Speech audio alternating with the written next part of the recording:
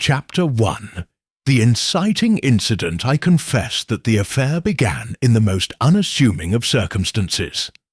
A gala at Lady Beauchamp's townhouse in Mayfair. An evening intended for gaiety and high society rather than dread and deception. It was Hastings, ever my devoted chronicler, who first signalled that something was amiss. We had just arrived, the silver tram of Poirot's little moustaches glinting in the electric lights, when a hush fell over the assembled guests, a hush followed by a single shattering cry.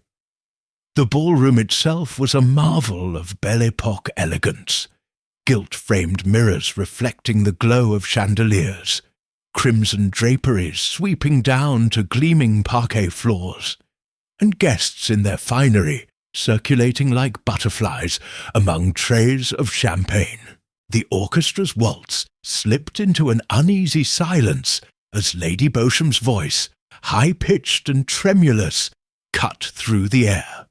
My mask is broken." I turned to see her standing by the grand staircase, one gloved hand pressed to her cheek. In the other she held the fractured remnants of an ornate masquerade mask. Black velvet edged with silver filigree, now split cleanly in two. A heavy hush settled once more. Something in that broken object seemed to pierce the glamour of the evening, as though a cultural fissure had cracked wide open. "Hush, everyone," Lady Beauchamp implored, voice quavering. She glanced about, her pale blue eyes wild. This mask belonged to my late husband, the Honourable Rupert Stafford. It was his last gift to me before he vanished. I promised myself I would only wear it once more, this evening, to honour his memory. And now she lifted the pieces for all to see. It is ruined. A murmur rippled through the crowd. Masks are, of course, meant to conceal. Yet here was a mask undone, its secret interior laid bare. I caught Hastings's eye, his brow furrowed, his mouth a pinched line of worry. Some present exchanged nervous glances. Why had she worn a mask so steeped in sorrow? And why had it been smashed? Stepped forward, my cane tapping lightly on the floor. "Madame," I said in my most tranquil voice, "pray, allow me to examine this unfortunate object." I took the two halves gently between my fingertips. The velvet was torn at the centre, but otherwise the fracture was impossibly neat, like the work of a surgeon's scalpel, not the clumsy grip of another guest's glove. Lady Beauchamp sank into one of the surrounding armchairs. "It must have been deliberate," she whispered as though confiding in me alone. "Rupert and I quarrelled before he left, over this mask of all things. I claimed it was too macabre. He insisted it was our shared bond. I suspect someone hates me, or hates what I represent." Hastings shifted uncomfortably. "Perhaps it was an accident, madame," he offered. "Crowded rooms, excited dancers, an elbow here, a misstep there." "A mask does not split so neatly, Captain Hastings," I replied gently. "The line of the break is too precise. Observe." I pointed to the clean edge, where not a single frayed thread remained. "This is not the work of an accident, but of intention." A hush again, and then one of the guests, a tall, steel-eyed financier named Mr. Algernon Crichton, stepped forward. He peered at the fragments. "Curious," he said, voice low. "You claim no one saw anything unusual?" Lady Beauchamp shook her head. "No, I was dancing with Mrs. Sinclair when it happened. We heard a faint popping sound, like a distant balloon. Then I touched my face and—" "Mrs. Sinclair," I said, turning to a slim woman in soft green satin. "You were my lady's partner when the mask broke." She inclined her head, expression placid. "Yes, Monsieur Poirot. We were in the middle of the polka. I felt perfume, an intense scent, right before we stepped apart. Then Lady Beauchamp cried out." She hesitated. "I thought perhaps someone flung a silk scarf by mistake." "Perfume?" I repeated, raising an eyebrow. "Madame, may I ask which perfume?" "Jardins de Kyoto," she replied, "with notes of white tea and jasmine." She frowned. It seemed oddly strong, far more concentrated than what I'm accustomed to. My little grey cells stirred with interest. A broken mask, an explosion of fragrance, a deliberate fracture. All these details suggested a tableau far more sinister than a simple act of vandalism. Nearby, Colonel Reginald Darrow surveyed the scene with thin-lipped disdain. "Lady Beauchamp's theatrics," he muttered to his companion, "will ruin the evening. A broken trinket. Does this Belgian detective truly believe murder is afoot?" I turned to him, cane tapping again. "On the contrary, Colonel, I believe that what you see here is but the first brushstroke of a far darker canvas. We have yet to ascertain whether the object of scorn is the mask itself, or the woman who dares to wear it." Darrow's companion, a young novelist named Iris Pennington, laughed nervously. "Do be serious, Monsieur Poirot. It is a mere mask." "Perhaps," I agreed, "but often the smallest crack is the harbinger of a cavernous void. I vow to discover the cause of this fracture, and in doing so, perhaps reveal fractures in more than velvet and metal." As the orchestra hesitated, waiting for Lady Beauchamp's cue, I slipped the mask halves into a velvet-lined case. Turning back to the assembled company, I adopted my most benign, reassuring air. "Mesdames et messieurs, let us restore the evening's merriment. But know this, I shall not rest until I have unravelled the mystery of the fractured mask." Hastings caught my arm as we retreated to the edge of the salon. "Poirot," he whispered urgently, "this incident, do you truly suspect foul play?" I smiled serenely. "Captain, the world is rife with motives. A broken mask is but the overture to a symphony of secrets. Mark my words, by sunrise we shall have uncovered hidden truths you would never expect." And so, beneath the crystalline chandeliers and amidst the swirl of silks and laughter, the affair was set in motion. Little did our hosts or our suspects know that a masquerade ball, the epitome of concealment, would soon give way to revelations more shocking than any masquerade's final unmasking. Chapter 2. The First Clues. I could not help but marvel at Monsieur Poirot's composure as the gala resumed its course around us. The orchestra's hesitant chords gathered momentum once more, and guests vibrant in gowns and tailcoats returned to the dance floor, as if determined to blot out the earlier disruption. Yet beneath the gaiety lay a current of tension.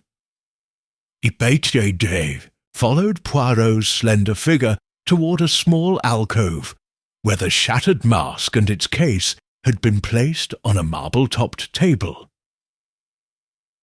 "Observe, mon ami," Poirot murmured, fingers steepled beneath his pointed chin. "The mask rests upon velvet, yes, but notice the lining of the case." I bent low. The velvet lining, once a deep sapphire blue, was now marred by several tiny dark flecks. "Looks like specks of dust," Perhaps from the ballroom air, I ventured. On the contrary, he replied, extracting a delicate toothpick from his waistcoat pocket and deftly nudging at one fleck. This is more substantial. Under the ballroom lights, it caught the glow like a drop of oil. A small patch of lacquer, pale green. Chalk paint, perhaps from a decorative wall panel, Poirot continued, handing the fragment to me. That, my friend, suggests the mask was split not here upon the table, but elsewhere, likely against a painted surface. My mind raced. The grand staircase walls were adorned with intricate green panels, each trimmed in gilt. I recalled glimpsing a similarly hued panel earlier in the evening near the antechamber to Lady Beauchamp's drawing-room, an area beyond, which guests were politely discouraged. Poirot, I said, could the mask have been broken there, then brought here to stage a scene? He nodded, eyes bright. Exactly, Captain. Whoever did this wished us to believe the outrage took place in full view of the assembly, when in fact they likely did so in privacy. A staged spectacle to distract attention. I looked up, scanning the room. Lady Beauchamp in her pale lavender gown, still cradling her broken heirloom. Mrs. Sinclair whispering with Mr. Crichton. Colonel Darrow tapping his foot impatiently. Iris Pennington's eyes flickering as though she were penning the evening's events. All were potential partners in performance, or complicit witnesses. Poirot replaced the lacquer fragment in a small, velvet-lined box. Next, let us examine the mask itself more closely. He pried the halves gently apart. To note these tiny indentations along the inner rim. He pointed to a series of barely perceptible dimples, consistent with the teeth of a metal clasp that has been forcibly pried open. This tells me the perpetrator wished to remove the mask quickly and surreptitiously, then smash it deliberately. "And the perfume, monsieur?" I asked. Mrs. Sinclair mentioned a strong scent of Jardins de Kyoto. "Ah, the signature olfactory clue," Poirot said, lifting the larger half to his nose. He inhaled carefully, then handed it to me. "It is present, yes, yet the scent is unevenly distributed. It is far stronger on the mask's left edge than the right." I frowned. "Meaning?" The mask was held at the left temple, but the right side was untouched.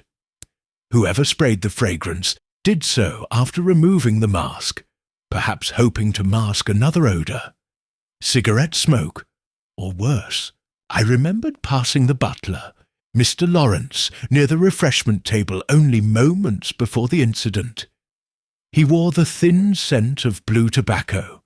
Unmistakable. Had someone sprayed the floral perfume to disguise a telltale whiff of smoke? Poirot placed the mask halves in the case and closed it. "One further detail, Hastings." He produced a tiny magnifying glass. I peered over his shoulder as he examined the inner lining of the mask. "Look closely at this area." He tapped a spot near the cheekbone, a faint ridge of silicone. I blinked. A glue residue. Silicone adhesive, yes, used in prosthetics. It seems someone inserted a tiny speaker or device within the mask's interior, something to produce a sound, perhaps that faint pop described by Lady Beauchamp. My heart quickened. A hidden device to emit a noise. Then a dramatic reveal. The question, why? Was it to frighten her, or something more nefarious? "Permit me to speak with Lawrence," Poirot said. "He oversaw the presentation of the masks at the entrance. He may know if any were tampered with." We found the butler standing by a sideboard, receiving fresh orders from Lady Beauchamp's steward. His black and white trousers were crisply pressed, his posture unyielding.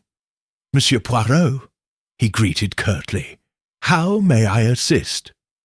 "Monsieur Lawrence," Poirot began politely, "you directed the distribution of masquerade masks at the entrance. Did any guest request a particular mask, or make any peculiar comment upon receiving theirs?" Lawrence's grey eyes flicked briefly to the case Poirot carried. "No special request, sir. 14 masks were laid out in sequence. Guests simply took what lay before them. No complaints were made until Madame cried out. Did you notice any tampering with the mask's ribbons or clasps?" The butler hesitated, lips pressed. "Now that you mention it, I recall Inspector Millet from Scotland Yard hovered near the table longer than most. He appeared to examine the ribbons, yes." I exchanged a glance with Poirot, an inspector already at the scene. This was news to me. Had Scotland Yard been alerted in advance? "Inspector Millet," I said. "He mingled among the guests after the cry. Did he say anything about the mask?" Lawrence shook his head. He made no comment. He simply inspected and moved on. Poirot nodded thoughtfully. "Merci, Lawrence. Your diligence is appreciated." As we walked away, my companion whispered, "The involvement of the Yard is curious. Someone evidently expected there to be a crime more serious than mere vandalism." I shivered, feeling the night's chill in that heated room. "Poirot, do you think the mask incident is but an overture to a graver offence?" Mon ami, every symphony contains crescendos yet to unfold. We must now speak with those nearest the panel in Lady Beauchamp's drawing-room, where the lacquer flex suggests our first deed occurred. We made our way down the corridor to the antechamber, its tall doors half open, revealing chairs upholstered in emerald silk and a marble bust in the alcove beyond. The panel in question lay to the left of the bust, its pale green surface marred by what appeared to be a scratch, the perfect counterpoint to our lacquer fragment. Poirot knelt, and with his cane's tip traced a shallow groove in the paint, a mask's edge against the panel, gentle pressure, and snap. He stood and addressed the small gathering beyond the doors. Lady Beauchamp, Mr. Crichton, Mrs. Sinclair, Colonel Darrow, and Miss Pennington. All looked startled at our sudden intrusion. "Mesdames et messieurs," Poirot announced, "I regret to trouble you further. However, I have reason to believe the mask's fracture occurred here, in this private alcove. May I inquire who left this room in the past hour?" A flurry of apologies and glances ensued. Mrs. Sinclair spoke first. "I came here to retrieve my fan, but I had no need to linger." "Indeed," Colonel Darrow said, clearing his throat. "I sought a moment's quiet and stepped in briefly, though I saw nothing out of the ordinary." Mr. Crichton condescended. "I paused to take a call on my pocket telephone, but this room's decor did not distract me long." I turned to Iris Pennington, her notebook still in hand. "Miss Pennington, you were taking notes on Lady Beauchamp's attire. You may have passed through here?" She nodded slowly. "I wanted to ask Lady Beauchamp a question about her gown, so I entered and saw the panel scratched. I assumed it was accidental. Lady Beauchamp herself looked pale. I retreated, here with Mrs. Sinclair when the music swelled. I did not venture further." Poirot folded his arms. Then our culprit must have been one who traversed this path unseen. "We have lacquer on the mask's case, scratch on the panel, silicone in the lining, an undulating whiff of perfume. These form our first clues, mes amis. Yet to assemble the pattern, I must examine one more element. He reached inside his waistcoat and produced a small velvet pouch. From it he withdrew a solitary white glove, pristine save for a faint smudge of green lacquer on its thumb. A charged silence followed. The glove could belong to any of them, yet its presence here, in this intimate spot, betrayed the hand that wielded it. Unspoken questions glimmered in every eye. Who had misplaced this glove, and why had they not returned to claim it? More importantly, why had they left it here, at the very scene of the mask's undoing? I felt Poirot's gaze upon each suspect in turn, his little grey cells no doubt at work, sifting motive from opportunity, discerning truth from artifice, and as I watched them, I sensed that the game had truly begun. Chapter 3. The Gathering of Suspects. The sound of the orchestra swelled beyond the alcove's threshold, yet within that narrow space-time seemed to slow. Poirot motioned for the assembled, 5 to stand in a loose semicircle beneath the soft glow of a wall sconce. Lady Beauchamp perched on the edge of an armchair, her lavender gown spilling like water. Colonel Darrow leaned against the doorframe, arms crossed. Mr. Crichton adjusted his cufflinks. Mrs. Sinclair clutched her fan, and Miss Pennington hovered near the marble bust, notebook in hand, but eyes wide with unease. All waited for the detective's pronouncement, though none dared to speak. "Monsieur Poirot," I whispered, "you asked them to assemble here."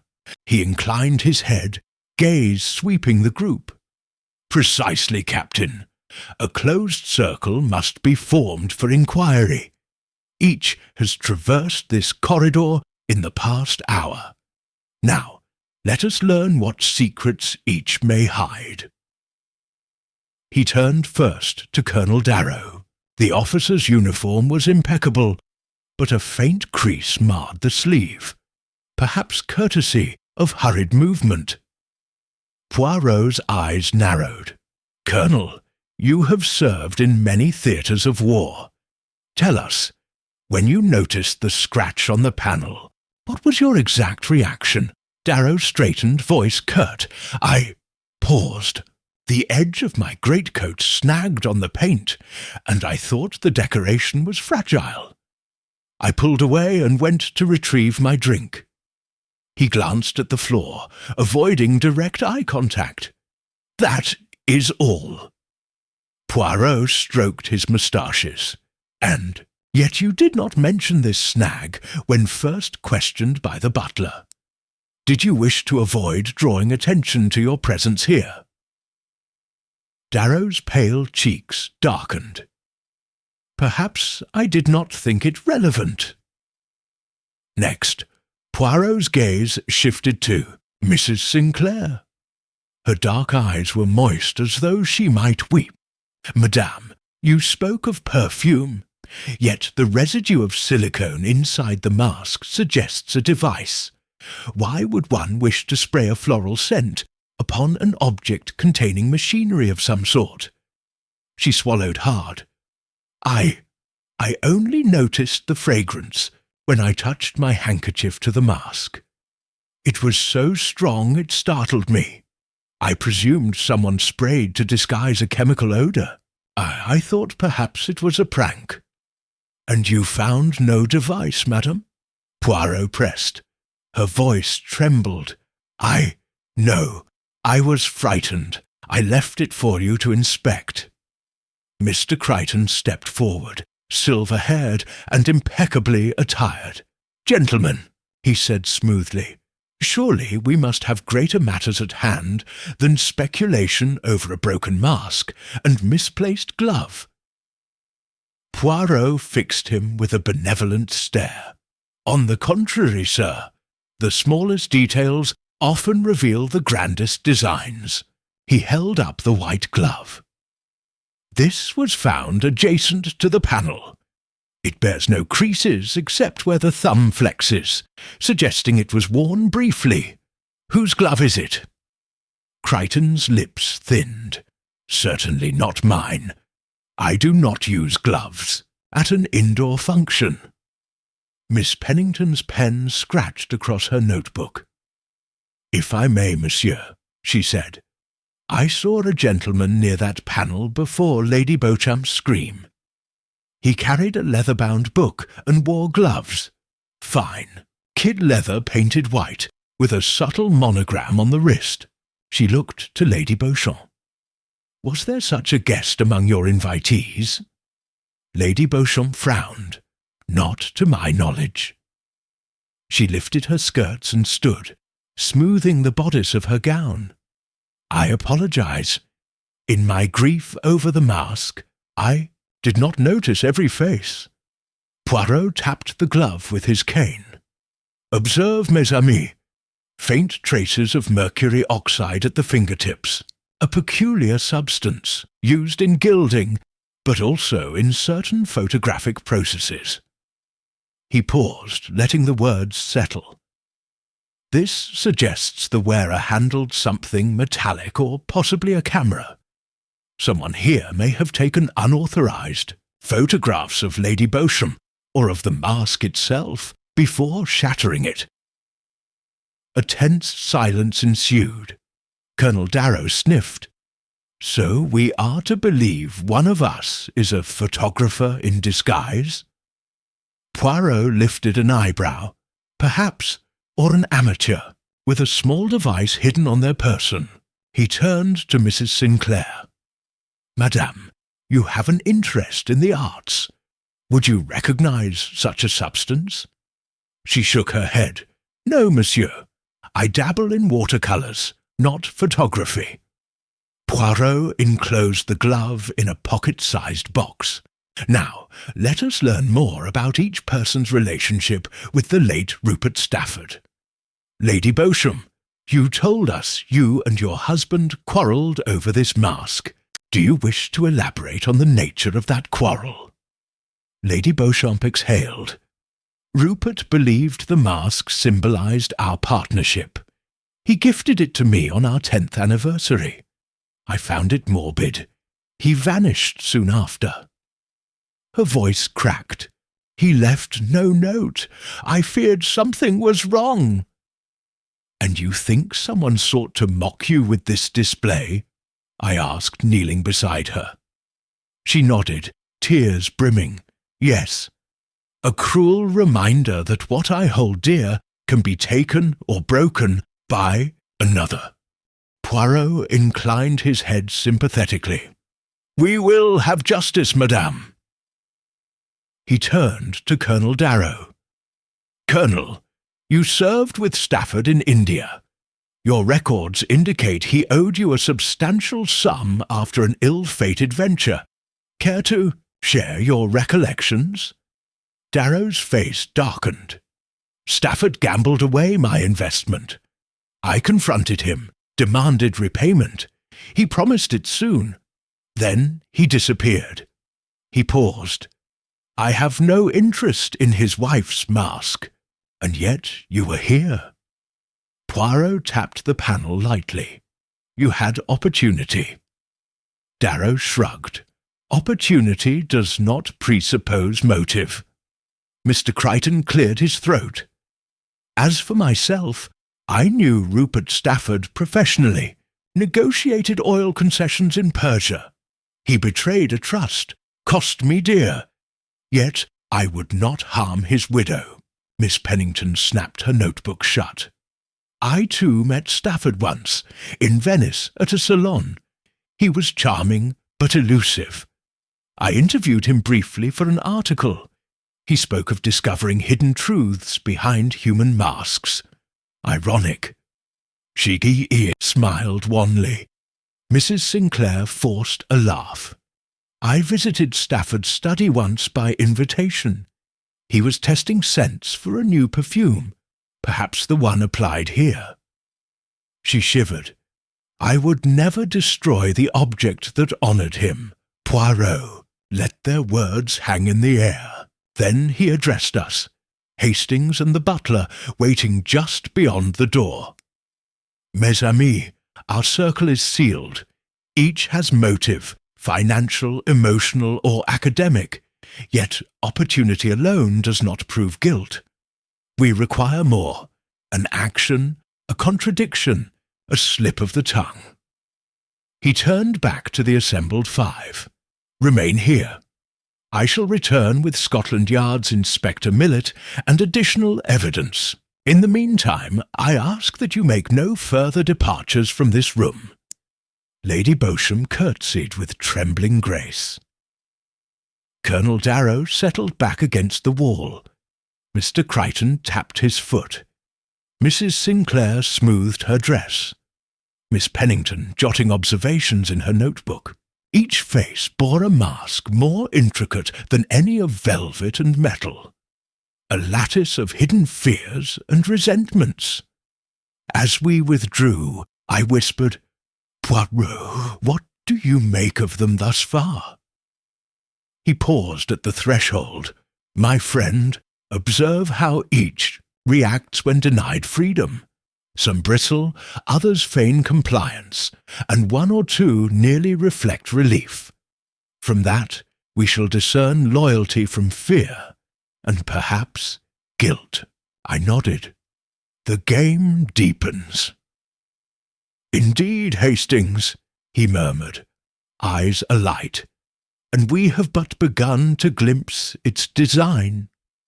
With that, he slipped away down the corridor, leaving the suspects to their uneasy vigil. The doors closed softly behind him, and within the silent chamber a dozen secrets lay waiting to be revealed. Chapter 4. Poirot arrives. It was well past midnight when Poirot reappeared, accompanied by Inspector Millet of Scotland Yard. The inspector, a solid man with stern eyes and a neat moustache of his own, carried a small dossier under one arm. Behind them, Hastings and I watched as the semicircular gathering of suspects stiffened at the sight of fresh authority. Poirot paused in the doorway, one perfectly arched eyebrow raised. He swept the room with an imperious yet benign glance, as though greeting old friends rather than conspirators. Then he clicked his heels lightly and stepped forward, tiny moustaches twitching with amusement. Mesdames et messieurs, he began, in his precise English laced with French cadence. I thank you for your patience. I have returned with Inspector Millet, who will assist in our inquiries. Inspector Millet inclined his head curtly. Good evening, he said, voice low and even. I understand you have assembled here to facilitate the investigation of this fracas with a mask. He held up the dossier. I have taken statements from other witnesses and examined the room. I also have some observations of importance. Poirot nodded. Excellent, Inspector. Perhaps you will share your findings while I attend to other matters. He turned to the company. Allow me to present Inspector Millet properly. He represents the law, whereas I represent, shall we say, the art of unravelling the human soul. A ripple of polite applause followed, though undercurrents of tension remained. Colonel Darrow scowled. Mr. Crichton looked mildly bored. Mrs. Sinclair's hands trembled on her fan. Miss Pennington scribbled furiously. Lady Beauchamp clutched the arms of her chair. After a brief exchange with Hastings, Millet cleared his throat. First, I noted muddy footprints leading from the garden door to the alcove panel. They matched Lady Beauchamp's gardener's boots, but no gardener has admitted being in the house since dusk. Second, the corridor's surveillance mirrors, installed, for Lady Beauchamp's peace of mind, were deliberately angled away from the alcove tonight. Someone arranged that beforehand. Poirot's eyes sparkled. Precisely the type of orchestration I suspected. The stage must be set before the actors arrive. He stepped to the centre of the room and placed a gloved hand upon the green panel. Observe this scratch once more. Fresh, but also smudged. The application of green lacquer upon the mask's case coincides exactly with this panel's hue. I watched the suspects closely as Poirot spoke. Colonel Darrow's shoulders stiffened. His gaze darted toward the windows as though calculating an escape. Mr. Crichton tapped his foot in mild impatience, though no sound escaped his lips. Mrs. Sinclair's fan fluttered nervously. Iris Pennington looked up sharply from her notebook, and Lady Beauchamp's voice wavered. "Inspector, you say the hall's mirrors were turned. Who could have done that without assistance?" Millet laid the dossier on a side table and opened it. The head steward, Mr. Carrington, was summoned to adjust the mirrors. His statement, he believed them to be malfunctioning and reset them at a technician's behest. No technician arrived. Instead, someone misled him. He closed the book and fixed Mrs. Sinclair with a level gaze. "Madam, you supervise your household staff. Do you know who might have access to such instructions?" Mrs. Sinclair swallowed. "I do not. I leave such matters to Mr. Lawrence, the butler, and Mr. Carrington, the steward." "Indeed," Poirot interjected. "The less one knows, the more one suspects. Now, shall we examine each of you more closely? I have come to form first impressions of character, which may guide us toward motive." He directed his attention first to Lady Beauchamp. "Madam, the weight of grief rests heavily upon you, yet you carry yourself with dignity. Tell me, have you been fearful since your husband's disappearance?" Lady Beauchamp glanced downwards, smoothing her gown. "I have feared many things, Monsieur Poirot. Most of all, that I might one day be mocked or humiliated for his absence." Her voice trembled, but she lifted her chin. "I assure you, I would not stage such a spectacle myself." Poirot inclined his head, then turned to Colonel Darrow. "Colonel, you exhibit sharp reflexes, a soldier's reflexes, yet you also display impatience. When I examined your sleeve, I noted that the crease had been hastily ironed out. Perhaps you anticipated being called here." Darrow's jaw tightened. "I expected inquiries, yes, but not by this Belgian amateur." He shot a glance at Inspector. "Millet, amateur," Poirot repeated softly, almost to himself.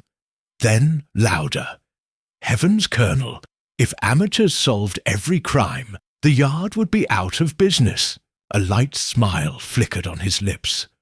"But now, Colonel, your turn. What is your fear tonight?" Darrow's lips pressed. "That the truth is not what it seems." "Ah," Poirot murmured, "fear of illusion. Not a bad starting point." He moved smoothly to Mr. Crichton. "Sir, you remain composed, yet your eyes betray a certain calculating detachment. You handle numbers for a living. Calculations, margins, risks. What calculation did you make tonight?" Crichton lifted a brow. "Monsieur Poirot, I calculate only when necessary. Tonight I calculated that this affair was beneath me, until I realized it might implicate me." "Indeed," Poirot said, "you do not tremble, yet you bristle at indignity. A subtle distinction." He pivoted to Mrs. Sinclair. "Madame, your hands shake. Are you cold?" He caught her wrist gently. "No fever, yet you tremble still. Your breath catches when you see this panel." He pointed behind her. "Why?" She faltered, gaze fixed on the green woodwork. "I once painted it myself, as a gift to Lady Beauchamp." She drew in a breath. "It was my first grand commission, and I used a unique lacquer blend. I recognized the scent on the mask case as mine." A hush fell. She had implicated herself unwittingly. Poirot nodded thoughtfully. "So the lacquer did not merely come from the wall, it came from your workshop." He turned to Iris Pennington. "Miss Pennington, you observe keenly. You have recorded details that escape others. Yet you seem hesitant now. What did you wish? To conceal?" Miss Pennington shuffled her notebook. I did not wish to reveal that I recognized the mask's debut photograph. Published in a scandalous society magazine, the photographer was unauthorized, but the image revealed the mask's inner lining. I feared that publication had inspired this dramatic deed." Poirot clasped his hands behind his back. "Ah, so you saw truth through a lens, and now we discover a device may have been hidden likewise." He gestured to Inspector Millet. "Inspector, retrieve the chemical analysis of the lacquer sample." Millet stepped forward, carefully opened the dossier, and withdrew a sealed envelope. He tore it open and released a small glass vial. "This is a sample of Mrs. Sinclair's lacquer blend. It matches the fleck found on the mask case. Exactly." He then produced a second vial. And this, mercurochrome residues on the glove, matched the photographic developer used by Mr. Crichton's. "Concession negotiations in Persia." Gasps rippled among the suspects. Mr. Crichton's face paled. Mrs. Sinclair's hands clenched. Colonel Darrow's jaw worked. Lady Beauchamp sagged in relief and horror. Poirot smiled gently. "Mesdames et messieurs, now that we know whose tools were in use, we approach the heart of our inquiry. Each of you, in your way, shaped this scene. The glue device, the lacquer, the perfume, the mirror misdirection. Yet the question remains, which of you wished to terrify Lady Beauchamp? And why?" He turned to Hastings and me. "Mon ami, it is time for a brief reprieve. Let us retire to the salon, where we may ponder these clues further." As we stepped back into the ballroom beyond, I glanced at Poirot's profile. His moustaches quivered with anticipation. Behind us, a fresh tableau of suspects lingered in the alcove, bound by curiosity and dread. The true drama, I sensed, was only beginning. Chapter 5. Initial Interviews. Begin. The moon had climbed higher when Poirot and I returned to the alcove. Inspector Millet lingered, dossier in hand, while the 5 suspects stood as though on exhibition. Poirot tapped his cane lightly on the parquet floor, summoning their attention once more. "Mesdames et messieurs, we now embark upon the formal interviews. I shall speak with each of you in turn, for your words and omissions are as telling as any fingerprint." He motioned first to Lady Beauchamp, whose lavender gown shimmered like spun moonlight. She sank into an armchair with a soft sigh, wrists clenched in her lap. Poirot seated himself opposite. "Madame," he began gently, "your mask was broken in the name of remembrance. Yet you bear a deep sorrow for your missing husband. Tell me, since his disappearance, has any communication, letter, telegram or private message arrived from him or on his behalf. Lady Beauchamp's throat trembled. "Only once," she whispered. "A letter 6 months ago, without signature. Inside, a single sentence: trust cannot be forced. I have never shown it to anyone but Lawrence." She glanced toward the butler, waiting discreetly behind the door. "I thought it best to keep it secret, yet now I wonder if it was a warning." "Indeed," Poirot said, eyes narrowing. "A warning or a riddle? You sent for the Yard when the mask was broken. Why involve the authorities for an object you value so dearly?" "Because," she said with sudden resolve, "I feared it was more than vandalism. I feared someone sought to torment me, perhaps to drive me toward a confession. I do not understand." He nodded, rising. "Thank you, madame. Your truth shall guide us." Next came Colonel Darrow, who regarded Poirot across the room with cool defiance. Poirot's posture remained unflappable.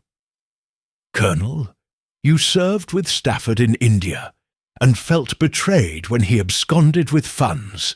You insisted upon repayment, yet you lent him the money voluntarily. What changed between your good faith and your anger?" Darrow's gaze darkened. "I discovered his gambling debts ran deeper than he admitted.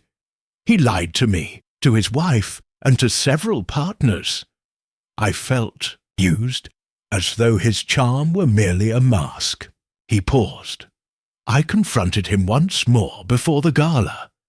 He swore he would make amends. Then he vanished." Poirot tilted his head.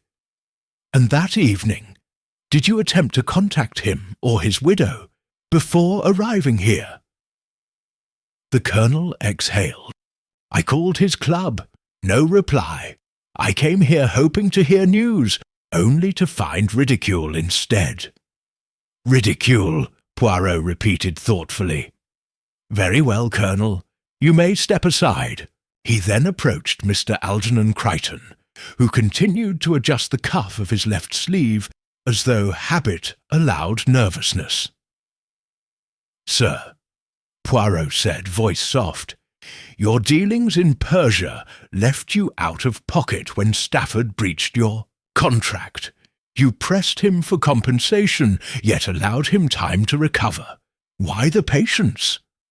Crichton's jaw tightened. "Because I admired his mind. He was a dreamer, dangerous in business perhaps, but brilliant. He showed an unexpected vulnerability. I believed he would repay me eventually. I did not wish to see him ruined, nor his wife." Poirot tapped the dossier under his arm. "Yet you acquired the rights to publish the photograph of this very mask before tonight's gala. You profited from its mystique. Was this admiration or exploitation?" Crichton met his gaze. "I do not hide from commerce, monsieur, but profit does not preclude respect." He paused. "I had no reason to destroy the mask. I wished only to own its image, not to shatter its reality." "Indeed," Poirot said, jotting a note. "Thank you, sir." Mrs. Sinclair, pale in her emerald satin, drew breath as Poirot settled across from her. Her fan remained motionless. "Madame," he began, "you are an artist of some renown, famed for your lacquer work and perfume collaborations. You painted that very panel, and perhaps sprayed your fragrance upon the mask. Tell me, what emotion do you attach to the mask? Admiration, jealousy, or something more?" She closed her eyes, fingers tracing the fan's edge. "I admired Lady Beauchamp's grace, but envied her title. To create something beautiful in her home was an honour. Yet when I saw her husband's mask claimed as tragedy's symbol, I felt uneasy. I sprayed my Jardins de Kyoto to conceal the tang of solvent on my gloves, not to mask malice. Poirot leaned forward. And the silicone residue, did you ever apply prosthetics or devices in your art? Could you have affixed anything to the mask's lining? Her lips parted in shock. Never. My work is in lacquer and scent, not machinery. I saw the residue and knew at once it was not my doing. I left the device intact for you to uncover. A wise decision. Poirot nodded. You may step aside. Finally, Iris Pennington stood, notebook clutched to her chest.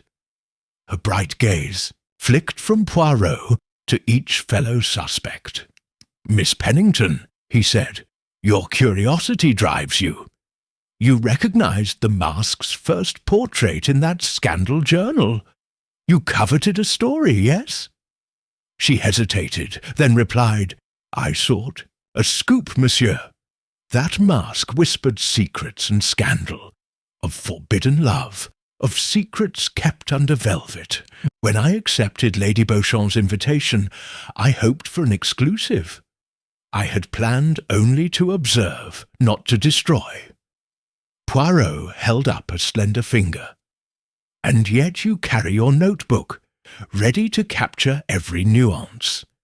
Did you tamper with the mask's lining to prompt deeper access to Lady Beauchamp's confidences? Her cheeks flushed. No, I fear I may have slipped a note inside while interviewing her, but I would never resort to violence. Poirot's eyes gleamed. A telling slip, perhaps. We shall return to that later. He rose, surveying the room with satisfaction. Mesdames et messieurs, thank you. You have each spoken truth, or fragments of it. Now, Inspector Millet will escort you to refreshments in the ballroom. You remain, of course, under observation. Meanwhile, Captain Hastings and I shall compile these testimonies and plan our next steps. As each suspect departed, I noted their expressions. Lady Beauchamp trembled yet held her dignity. Colonel Darrow's jaw remained set. Crichton wore, Ika, a mask of professional courtesy. Mrs. Sinclair's fan concealed quivering fingers, and Miss Pennington's eyes shone with restless anticipation. Poirot closed the door and leaned against it, turning to me. Mon ami, we have gleaned motives, envy, betrayal, intellectual ambition, but no confession. Each statement contains veracity and artifice. The next phase demands a false lead to flush out the guilty conscience. I nodded. A trap, then. He smiled, thin and precise. Exactly, Hastings. We shall present evidence that points to one suspect. The true culprit cannot resist correcting the record. He tapped his cane. Let us return to Lady Beauchamp's drawing-room and prepare our grand misdirection. And so, leaving the suspects to their uneasy conversation beyond the doors, Poirot and I stepped into the hush of the corridor, our minds alight with new threads to weave, and a treacherous snare to set. Chapter 6. The First False Lead. The following midday found the grand drawing-room bathed in silvery light, its windows open to a brisk spring breeze. Lady Beauchamp had insisted upon a light luncheon before the next phase of our investigation, though the air felt tense enough to suffocate any appetite. The suspects reclined in chairs, arranged in a deliberate semicircle, as though awaiting the opening of a theatrical performance. At their centre stood Poirot, cane in hand and moustaches twitching with barely contained anticipation. Mesdames et messieurs, Poirot began, voice mellifluous yet crisp, you have been most patient. Over the past hours, Captain Hastings and I have reviewed every scrap of evidence. from lacquer flecks and silicone residue to that misplaced glove and traces of mercurochrome. We have also examined the property logs, staff movements, and even the surveillance setup. Yet one question remained. Who did hope to ruin the mask's mystique, and why? He produced a small silver frame from his waistcoat pocket and placed it on an ornate side table. Behold, an enlargement of the photograph published in the Society Gazette 2 weeks prior. Notice the mask's inner lining as it appeared in Venice under the chandelier lights of the Palazzo Salina. All eyes turned to the frame. The photograph showed Lady Beauchamp's mask lying on crimson velvet, with the inner rim clearly visible. A diminutive device, resembling a small button speaker, protruded stealthily from the lining. Poirot tapped the glass. This device corresponds exactly with the silicone residue found inside the mask tonight. It was planted there before the gala. Someone intended that device to produce the pop that startled Lady Beauchamp and Mrs. Sinclair, correct? Mrs. Sinclair stiffened, breathing catching in her throat. Colonel Darrow frowned, fingers drumming on the arm of his chair. Iris Pennington's pen hovered over her notebook. Mr. Crichton's gaze sharpened, and Lady Beauchamp clutched her napkin. Poirot continued, "Now, examine the photograph's annotation." He turned the frame to reveal a small handwritten note at the bottom. "For A. Crichton, confidential." A murmur ran through the room. Mr. Crichton's lips curled in astonishment. "My name?" he asked hoarsely. "I have no recollection of commissioning such a note." "Ah," Poirot said, steepling his fingers. "But your handwriting bears a striking resemblance, does it not?" He gestured toward Inspector Millet, who produced a matching handwriting exemplar. Crichton's signed business. Correspondence. The scrawl on the photograph annotation was a near-perfect match. Crichton rose abruptly, pale. "Monsieur Poirot, this is preposterous. I may have licensed the image, but I would never conspire to sabotage the mask itself. This handwriting must be forged." Poirot inclined his head politely. Forged indeed, if so. Yet the mercurochrome residue on the glove bore chemical markers unique to the Persica Photographic Company, of which you, Mr. Crichton, are principal director. Crichton's voice trembled. "That much I do not deny, but it proves nothing. The glove, the photograph, the annotation, they could have been planted to point at me." "Precisely my point," Poirot said, eyes gleaming. "We must entertain that possibility. But ask yourselves, who among you had motive to divert suspicion from themselves onto Mr. Crichton?" The room fell silent. Lady Beauchamp rose, voice unsteady. "I trusted you, Mr. Crichton. You published that photograph without my permission, revealing my private legacy to the world." Crichton bowed his head. "With respect, madame, I believed you desired publicity to secure your husband's name in society's memory. If I overstepped, I apologize." "I do not require your apologies," Lady Beauchamp said coldly. "I require truth." Poirot turned to Colonel Darrow. "Colonel, you admitted to us that Stafford's disappearance cost you dearly. Could it be that you sowed this deception to implicate Crichton, knowing the Yard's eyes would then turn inward on the wrong man?"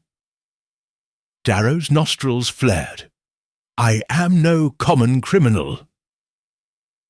"Then perhaps Mrs. Sinclair?" Poirot offered, stepping to the artist. You recognized the lacquer match and noted the mask's fragrance. To cast suspicion upon Mr. Crichton diverts from your own workshop, where you had ample access to both lacquer and scent. Mrs. Sinclair's face paled, her fan fluttering. Instinctively, Monsieur, I painted the panel in good faith. I did not wish to destroy the mask, but if you suspect me— Poirot raised a hand. I propose a demonstration. He beckoned Iris Pennington forward. Miss Pennington, you have studied both the panel and this luncheon table.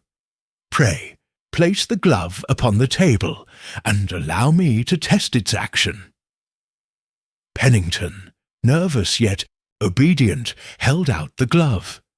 Poirot positioned it atop a patch of polished mahogany. He then struck it lightly with his cane, producing a hollow echo.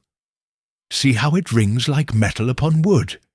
Now imagine such a sound, amplified by a device, startling a lady in the darkened alcove.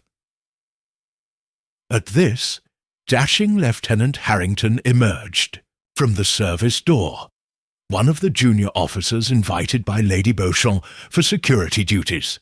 "Excuse me, monsieur," he said, "but there's something you should see." He led Poirot and the inspector to the corridor just outside the drawing-room, where a tray of silverware lay overturned on the floor.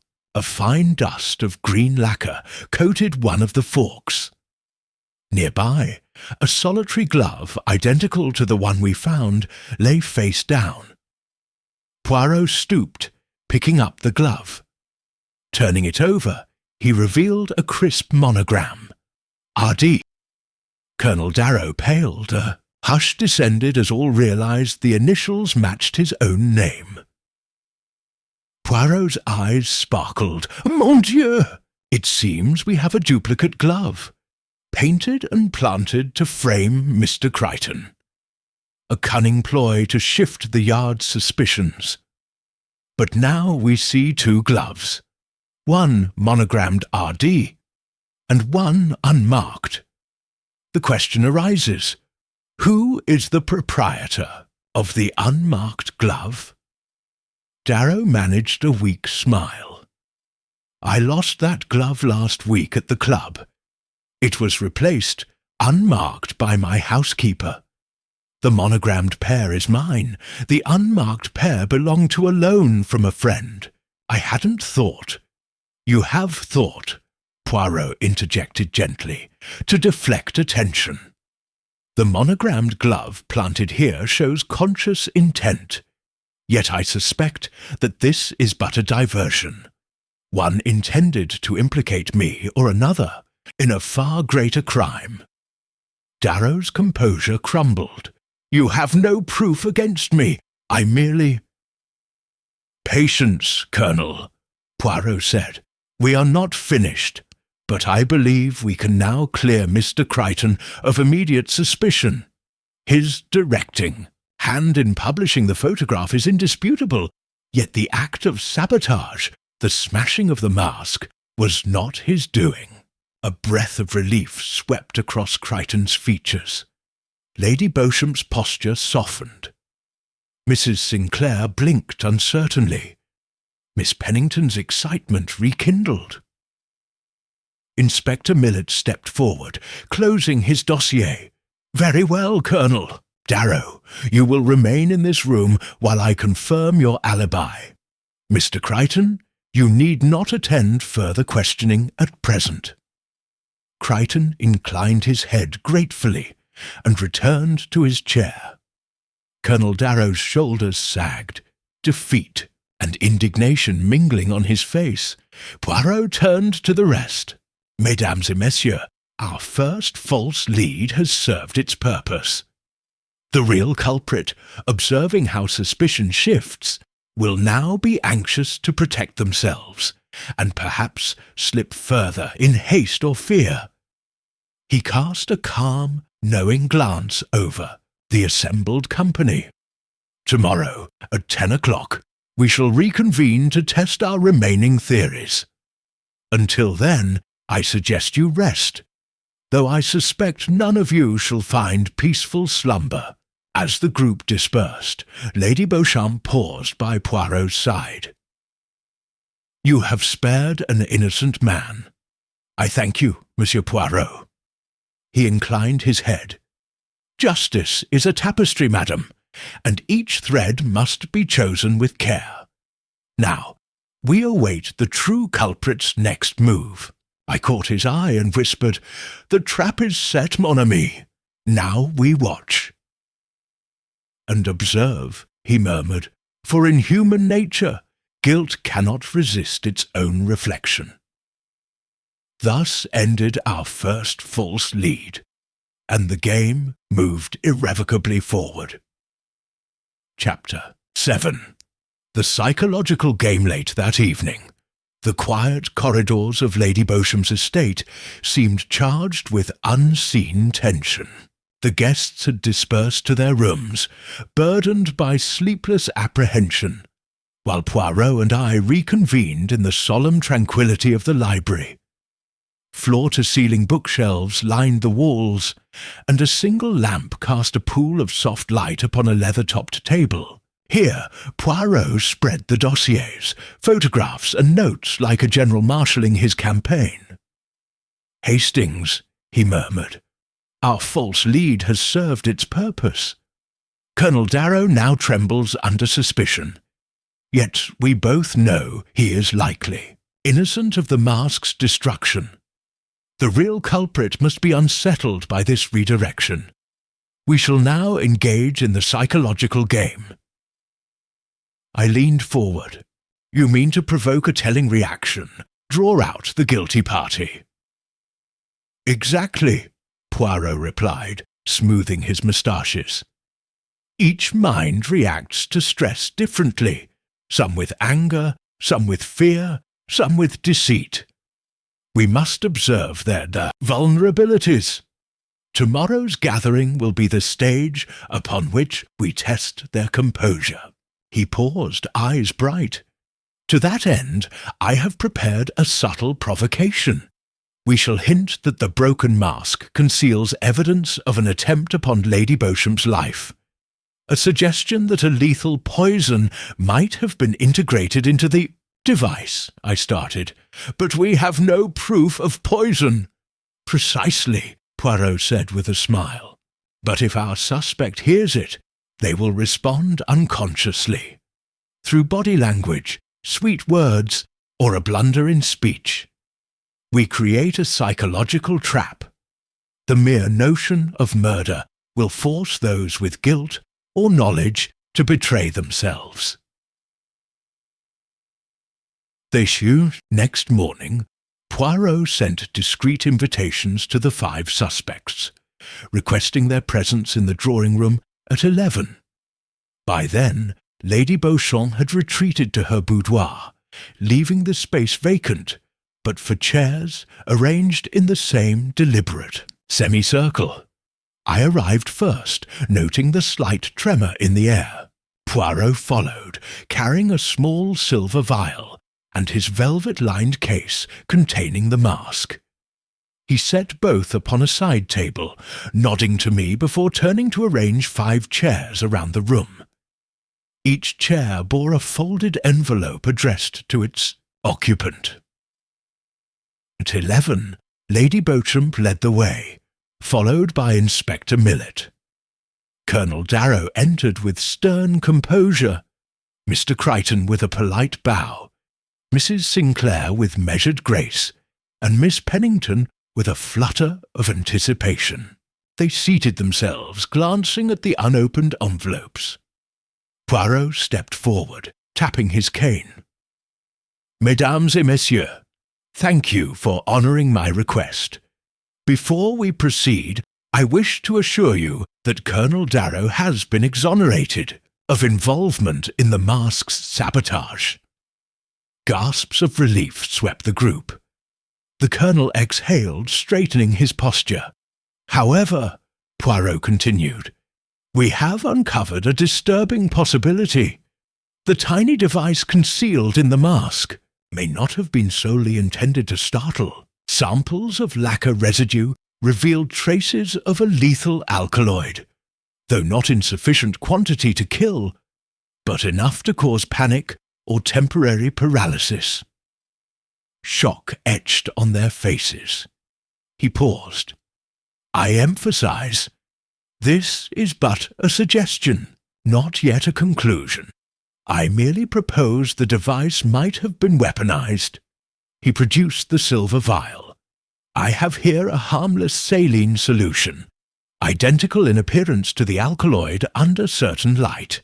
Throughout today's proceedings, I will handle this vial as though it contained a dangerous toxin. Observe how each of you responds to its presence. He placed the vial conspicuously on the table beside the mask's case. Then he sat, steepling his fingers. Let us begin our conversations anew. I shall speak to each of you, first privately, then in the group, so that we may witness your reactions. Inspector Millet rose. Shall I escort Colonel Darrow first, sir? No, Poirot said softly but firmly. Let them witness one another's fear. He turned to the group. Let us speak freely as friends about our concerns for Lady Beauchamp's safety. If you have knowledge of any threat, however slight, please speak now. Mr. Crichton cleared his throat. I confess, the notion of poisoning did cross my mind when I saw that device, but I dismissed it as melodramatic. His eyes flicked to the vial. Yet, now that you mention it, the scent splashed upon the mask could have concealed an acrid chemical. Poirot nodded, watching Crichton's fingers tighten around the armrests. An admirable candour, sir. And you, Mrs. Sinclair. The fan fluttered against her gown. I feared only that my lacquer fumes had caused dizziness in a guest, never that someone intended harm. But if poison were involved— She shivered, glancing at the vial as though it might spring to life. Poirot noted her reaction, then turned to Colonel Darrow. Colonel, as a soldier you faced mortal peril. Would you have employed a device such as this in warfare? Darrow's face hardened. In war, one cannot afford hesitation. But this is a social occasion, not a battlefield. The suggestion that poison was used here is abhorrent. He leaned forward. I would never harm a lady, certainly not a hostess who entertained me. Poirot's eyes softened. Yet your composure remains unbroken. He then addressed Miss Pennington. Miss Pennington, you speak with precision. What do you make of these allegations? She closed her notebook. The idea intrigues me, literally and literarily. A weapon disguised as an artistic trinket. But I would hope Lady Beauchamp finds no justification for such cruelty. She glanced at the vial, and then at her fellow suspects, her eyes alight with curiosity rather than fear.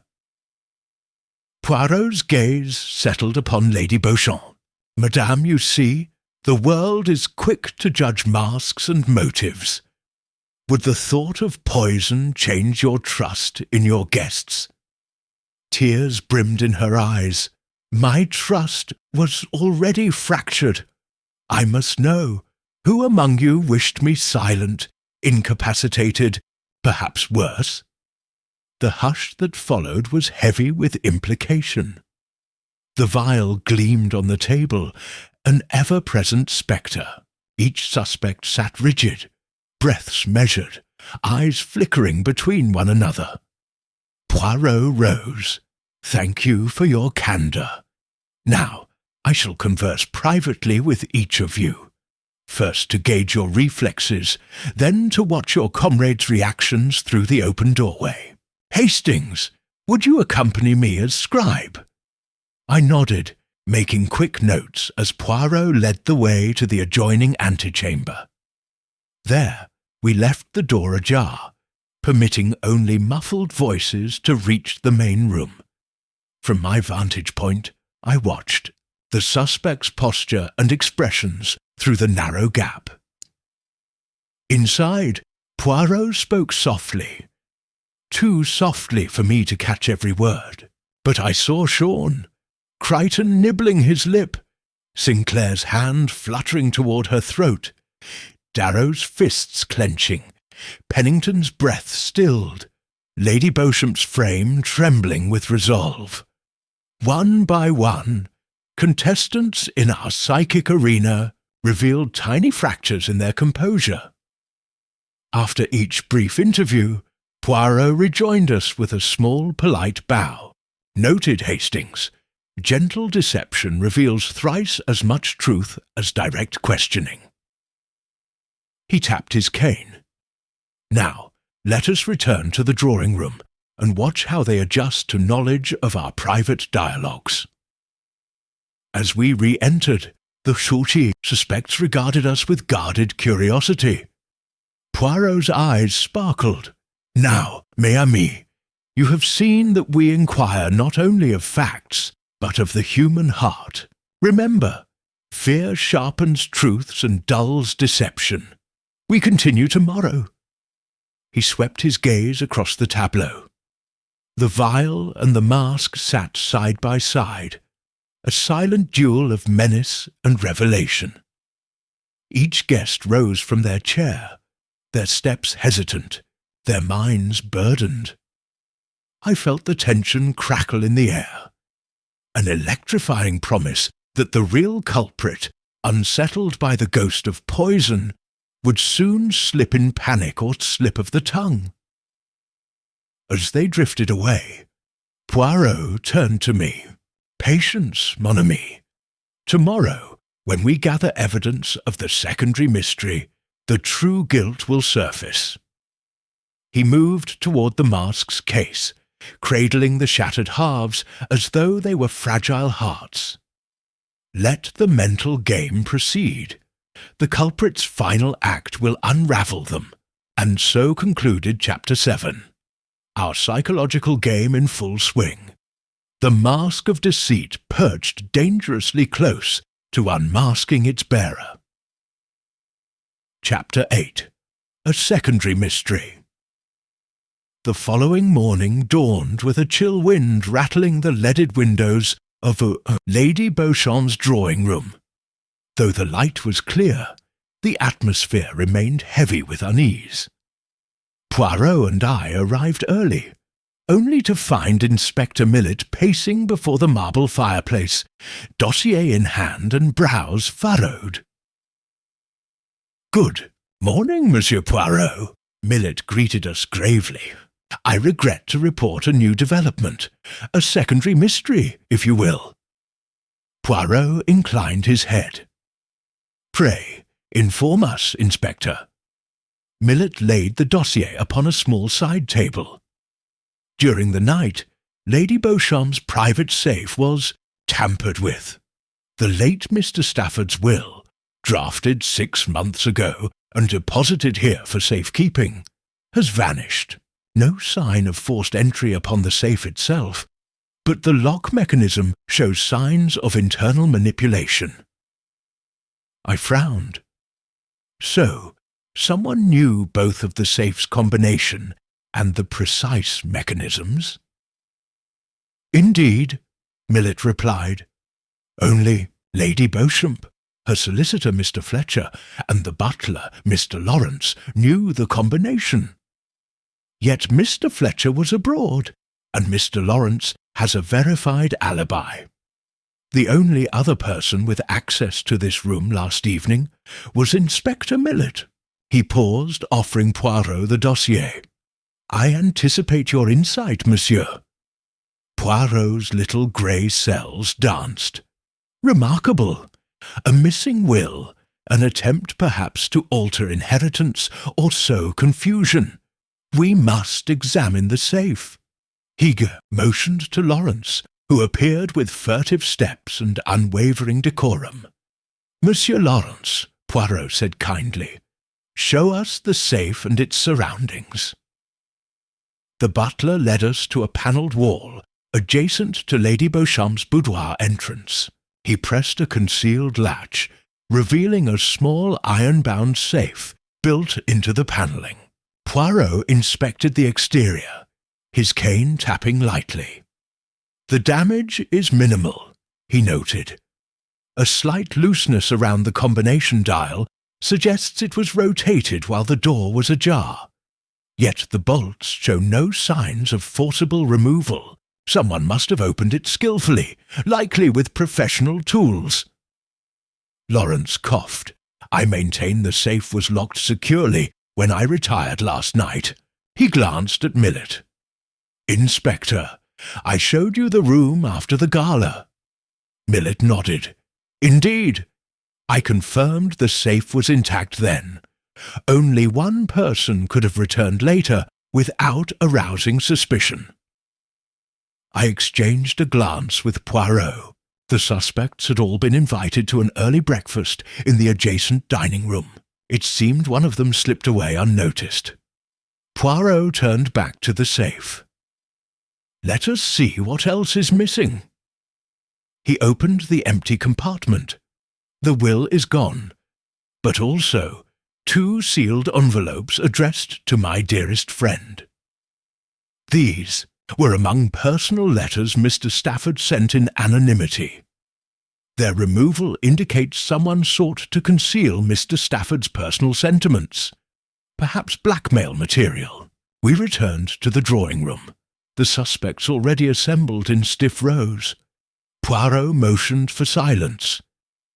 "Mesdames et messieurs, last night you witnessed a false lead. Today we reveal the theft of a document central to Lady Beauchamp's future. The will stipulating inheritance and private letters have vanished from a locked safe." A ripple of shock passed through the group. Lady Beauchamp's complexion paled. Mrs. Sinclair gasped. Colonel Darrow's jaw tightened. Mr. Crichton sank into his chair. Miss Pennington scribbled furiously. Poirot continued calmly. You had both opportunity and motive to remove these papers. Perhaps to alter the legacy, or to seize leverage over the heir. Let us review your whereabouts." He looked first to Lady Beauchamp herself. Her eyes brimmed with tears. "I was in my boudoir, drafting responses to my solicitor. I left the safe locked and retired at 10. I did not revisit the room." "Indeed," Poirot said gently. "Your distress is genuine, madam. Yet anguish does not preclude knowledge." He turned to Colonel Darrow. "Colonel, you admitted to passing through this corridor last night, seeking fresh air. Did you pause by this panel again?" Darrow's eyes flickered. I wished only to clear my head. I did not approach the safe. He swallowed. "I regret that I cannot provide a more compelling alibi." Poirot inclined his head. "Very well. Mr. Crichton?" Crichton rubbed his temples. "I joined Inspector Millet in the ballroom until late. I then retired to my suite over the stables." He cleared his throat. "I had no need to enter Lady Beauchamp's rooms. Yet you have interest in the will's publication rights," Poirot observed. "If the will left Stafford's legacy to charity, your photograph license might lose value." Crichton stiffened. "I would never exploit personal tragedy for profit again." He met Poirot's gaze unwaveringly. Next, Mrs. Sinclair crossed her arms. "I was in the artist's studio, refining a lacquer sample. The safe is hidden behind that wall. I had forgotten its exact placement. I did not enter the room." Poirot raised his eyebrows. "Your workshop would hold the solvents and tools necessary to defeat a safe lock's internals. Yet You deny knowledge. A voice broke. I would not violate my friend's confidence, ever. Finally, Miss Pennington spoke. I was up late, typing notes in the library. I passed this corridor frequently, but never entered the safe's chamber. Poirot nodded, appreciatively. Your curiosity drives you near all secrets, but curiosity alone cannot unlock bolts. He turned to Inspector Millet. Inspector, you say Mr. Fletcher and Mr. Lawrence have ironclad alibis? Millet affirmed. Mr. Fletcher was in Paris. Mr. Lawrence was among the servants stationed in the kitchens until dawn, confirmed by all staff. Poirot tapped his chin. Then we must assume one of our gatherings slipped away unnoticed. A plan meticulously rehearsed. Notice, mes amis, that the safe theft parallels the mask incident. Both involve concealment and removal. The same mind may have inspired both. He looked each suspect in the eye.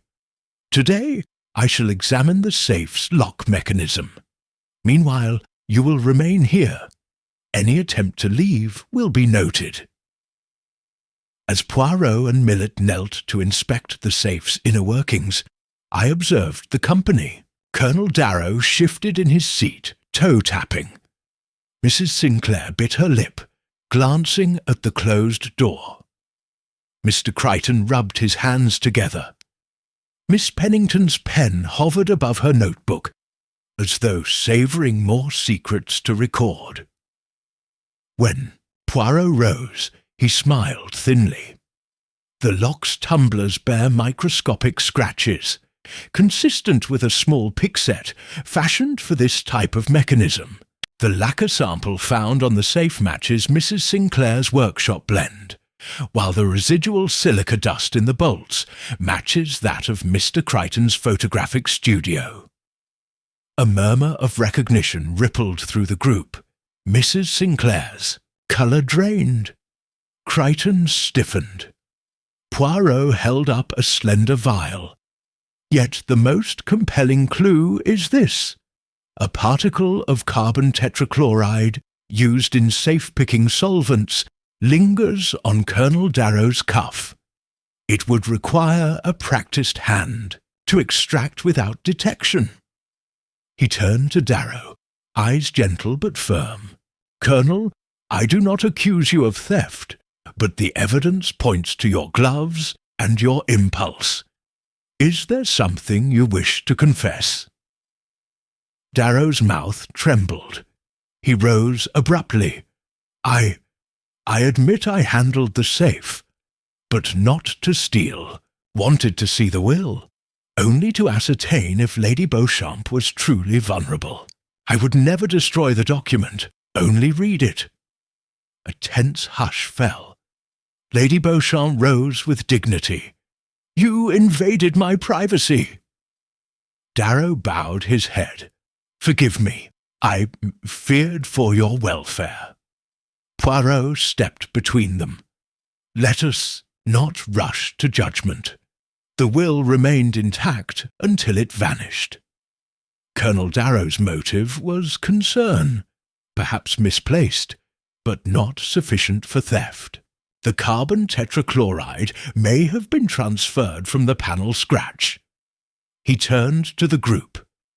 Once more, the perpetrator remains concealed. Yet we have expanded our understanding. The deletion of inheritance and privacy was attempted, but thwarted. Tomorrow, at noon, we shall convene again with additional findings from the solicitor, and perhaps recover the missing papers. The guests dispersed, the weight of a second mystery pressing upon them. As they left, I felt Poirot's gaze on me, his conviction that the culprit, unnerved by the shifting evidence, would soon make a fatal error. Mon ami, he said softly, we have introduced fresh chaos. Now we observe which fires burn brightest, and which embers betray the guilty hand. Chapter 9. Hidden Connection.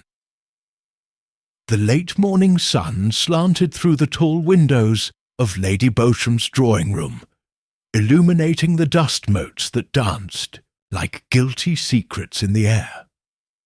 After 2 restless nights, the tension among the suspects had ripened into uneasy vigilance.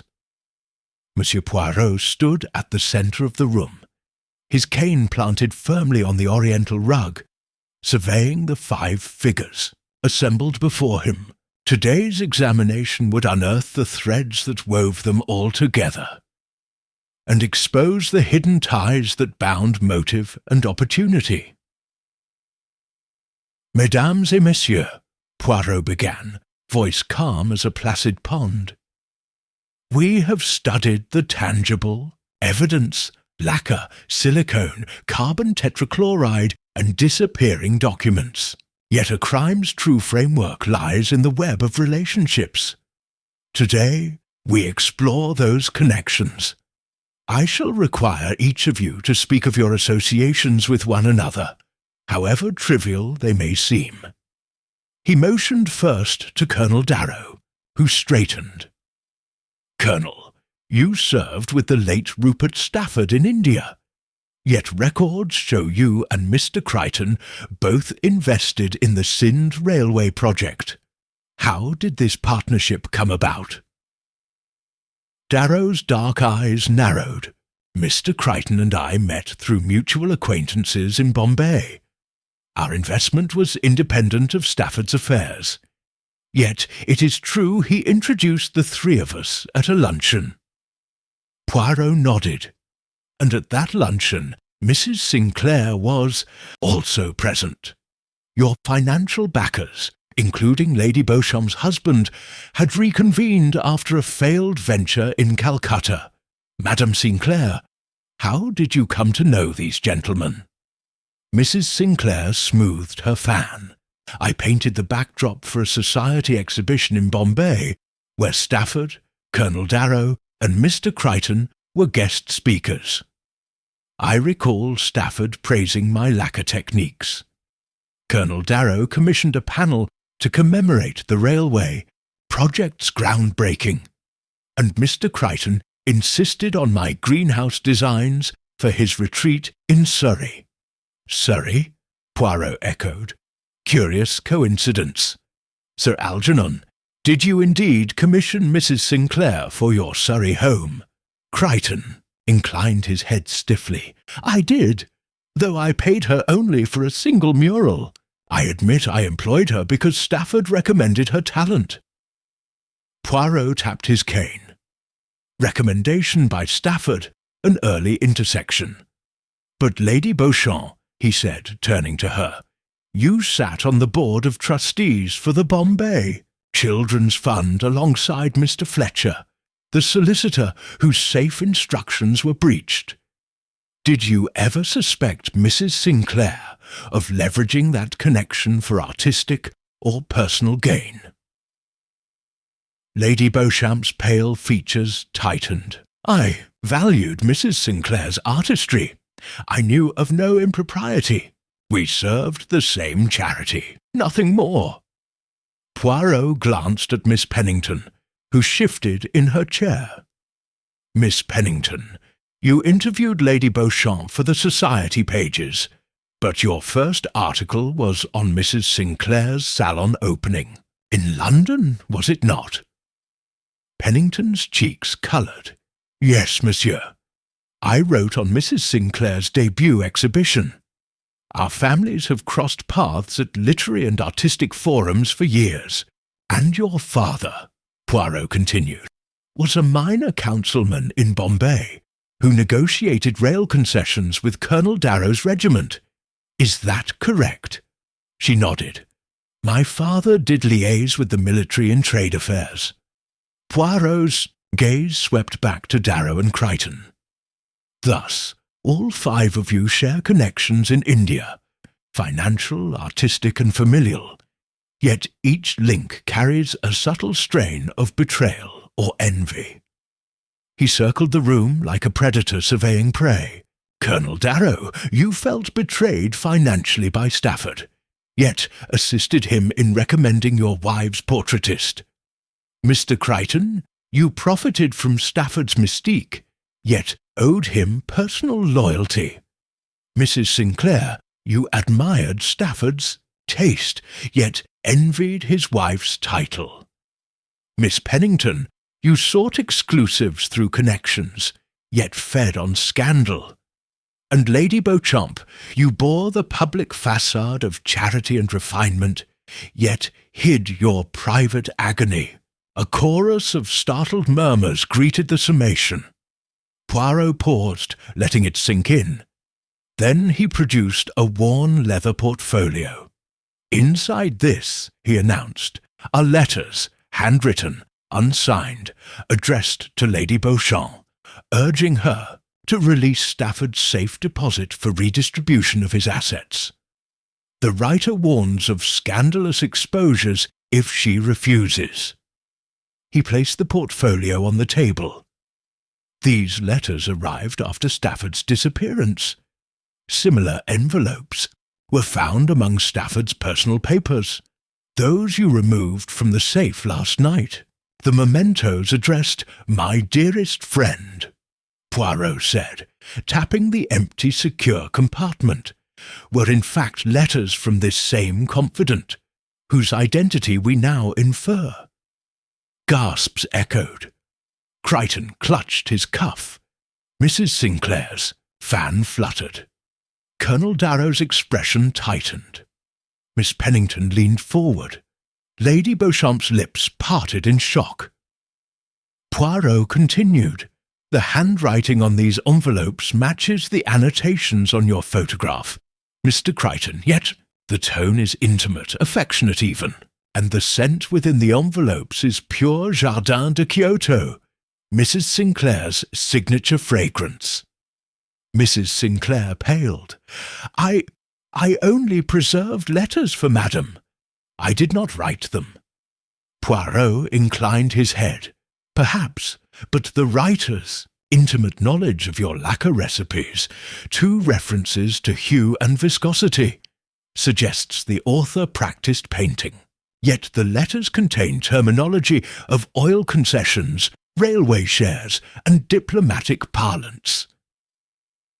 He shifted his gaze to Colonel Darrow. These missives refer to military rank and commendations in the same breath as charitable donations. Only someone with insider information and with access to Mrs. Sinclair's studio could craft such letters. Darrow's fists clenched. I despise blackmail, yet I never wrote to Lady Beauchamp. The detective moved to Miss Pennington. And you, who observe every nuance, would note an unsigned friend's epistolary style, but your notebooks reveal no drafts. Pennington's voice trembled. I feared my notes might prejudice me. I destroyed some jottings to protect privacy. Poirot smiled thinly. Destroyed? Such discretion. Yet a slip of paper, a scrap, was found under your desk. I intercepted it before the maid discovered it. Would you like to see it? He held out a narrow strip of paper. On it, a fragment of a sentence. Cannot bear the weight of a broken marriage. In Miss Pennington's precise cursive, she stammered. This was from Stafford's last letter, the one without signature. I tried to reconstruct it for my article, then discarded the fragment. Poirot folded his arms. Reconstruction implies access to the original. Letters. Yet the originals vanished, leaving only your sketches. Coincidence? Miss Pennington met his gaze, eyes bright with defiance. Coincidence? Perhaps, Poirot allowed, then turned to Lady Beauchamp. Madame, you have insisted upon charity and art to honour your husband's memory. Yet secret communications threatened scandal unless you capitulated. Did you suspect any among this circle of writing those letters? Lady Beauchamp shook her head, voice quivering, and I thought only he could have written, yet it was unsigned. Poirot tapped the portfolio. The letters paper bears a watermark matching that of Mr. Fletcher's office, the solicitor. But Fletcher has no motive beyond professional duty. His assistant, Miss Sinclair, no relation, once served in that office. Could she have facilitated for you? Mrs. Sinclair drew a sharp breath. I told you, I only process documents, never authored them. And yet your fingerprints were on the safe's inner lock. Poirot said softly, Your lacquer seeded both the mask and the safe.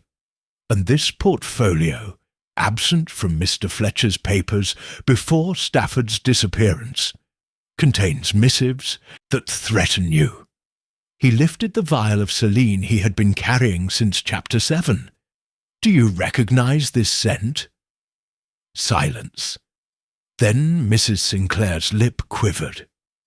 Jardin de Kyoto. Poirot placed the vial on the portfolio. The letters were aromatic, the fragrance emblematic of your studio.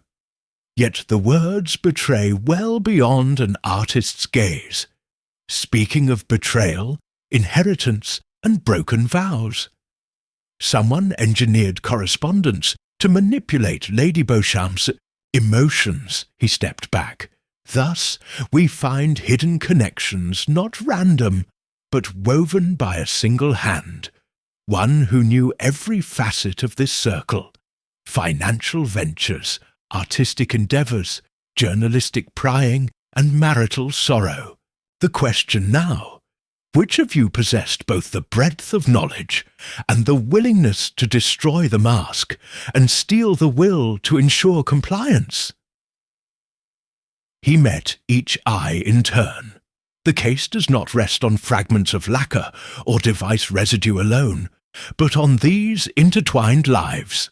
The true culprit stands before us, concealed by familiarity. Soon, the final strands will unravel. A hush settled, weights pressing upon hearts and minds. Each suspect glared at another, searching for betrayal in their neighbour's gaze, and, as Poirot surveyed their unease, I realized we had at last drawn the tapestry's pattern. Yet the central thread, the puppet master's hand, still hid in plain sight. The next act would demand a revelation of personal reckoning, and the culprit's hand would finally tremble. Chapter 10. Poirot's Secret Clue. The hush that settled over the drawing-room after the revelation of hidden connections felt like the eye of a storm. 5 figures remained seated in rigid formation, each digesting the weight of their intertwined pasts. I noted the strain in their postures. Colonel Darrow's hands flexed at his sides. Mr. Crichton stared into the distance. Mrs. Sinclair pressed her fan to her lips. Miss Pennington clutched her notebook, and Lady Beauchamp trembled on her chair. All awaited Poirot's next move. He stood apart, cane in hand, as though drawing energy from the polished mahogany floor. For a moment he said nothing, his eyes surveying the tableau, moustaches quivering ever so slightly. Then, with deliberate calm, he crossed to the side table where the portfolio of letters rested. Mesdames et messieurs, he began softly, we have traced connections and motives, and even seen how one hand may have sown the seeds of threat and deception. Yet until this moment, I have held in reserve a single, seemingly trivial detail, a secret clue which changes everything. He lifted a letter from the portfolio, a crisp, cream-coloured sheet bearing the same handwriting as the unsigned threats, but now stained at one corner with a tiny smudge of dark green lacquer. The very hue matched the panel by which the mask was broken. "This smudge," Poirot said, indicating the stain, "appears in only 3 of the letters. I did not mention it until now, for its significance might remain unnoticed until we understood the interplay of facts." A murmur rippled through the room. Mrs. Sinclair's fan dropped to her lap. Her eyes widened. Crichton leaned forward. Darrow's jaw clenched. Miss Pennington's pen hovered. "What does it signify, monsieur?" "Lady," Beauchamp whispered. Poirot's eyes twinkled. "Observe the dates on the 3 letters bearing the lacquer mark. April 3rd, April 27th, and May 15th. Each date corresponds not only to events in Lady Beauchamp's life, but also to occasions when Mrs. Sinclair's workshop required touching up those very panels." He tapped the letter. "You see, Madame Sinclair, you visited Lady Beauchamp's home on those dates to refresh the lacquer, yet only these letters bear evidence of your handiwork." Mrs. Sinclair gasped. "But I sealed the envelopes after applying the lacquer. I did not intend for the smudges to remain." "Precisely," Poirot said. "Your studio practice involves handling the lacquer before setting the letters aside to dry. Thus, the 3 envelopes were inadvertently stained.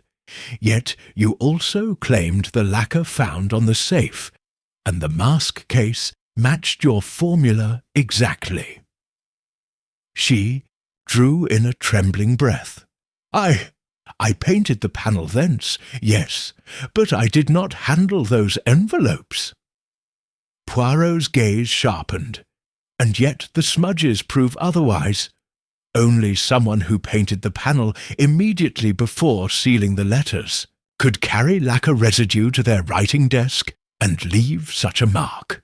This secret clue shows that the writer of the threatening letters, who also commissioned the device in the mask and looted the safe, was present in this house under the guise of refreshing the lacquers." He held the stained letter aloft. "Mrs. Sinclair, on each of those afternoons, the servants recorded you in the atelier, not at the writing desk. You had asked Lawrence to summon you to those panels as a courtesy, yet you slipped away afterward, as your own maid confirmed, to set the letters." Her hands shook, and she stared at the handwriting as though it had transformed before her eyes. I never meant for it to go this far. I only wished to protect Lady Beauchamp, to steer her toward releasing the will so the family would not suffer impoverishment." Poirot nodded, but did not speak. Instead, he turned to Lady Beauchamp. "You see now, madame, how the lacquer marks led to the letter's author." He pointed to Colonel Darrow. "But the smudges do not implicate him. They belong to the lacquer blend applied by Mrs. Sinclair. Yet you believed the panel scratch inconsequential at first, did you not?" Darrow exhaled. "I thought the panel was brittle. I glanced, scratched my sleeve, and passed on. I had no idea of secret involvement." Poirot then addressed Miss Pennington. "And you, who scribbled copious notes, did you observe any unusual comings or goings on those lacquer afternoons?" She drew in a shaky breath. "I noted someone loitering near the panel. Mrs. Sinclair, I believed, on both April visits. But I assumed she worked late. I did not realize her absence from the atelier until this moment." He smiled thinly. "Miss Pennington's oversight is understandable.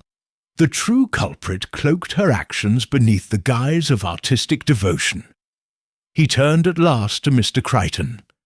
"Sir, you licensed the photograph of the mask, and the annotations were in handwriting, similar to the letters.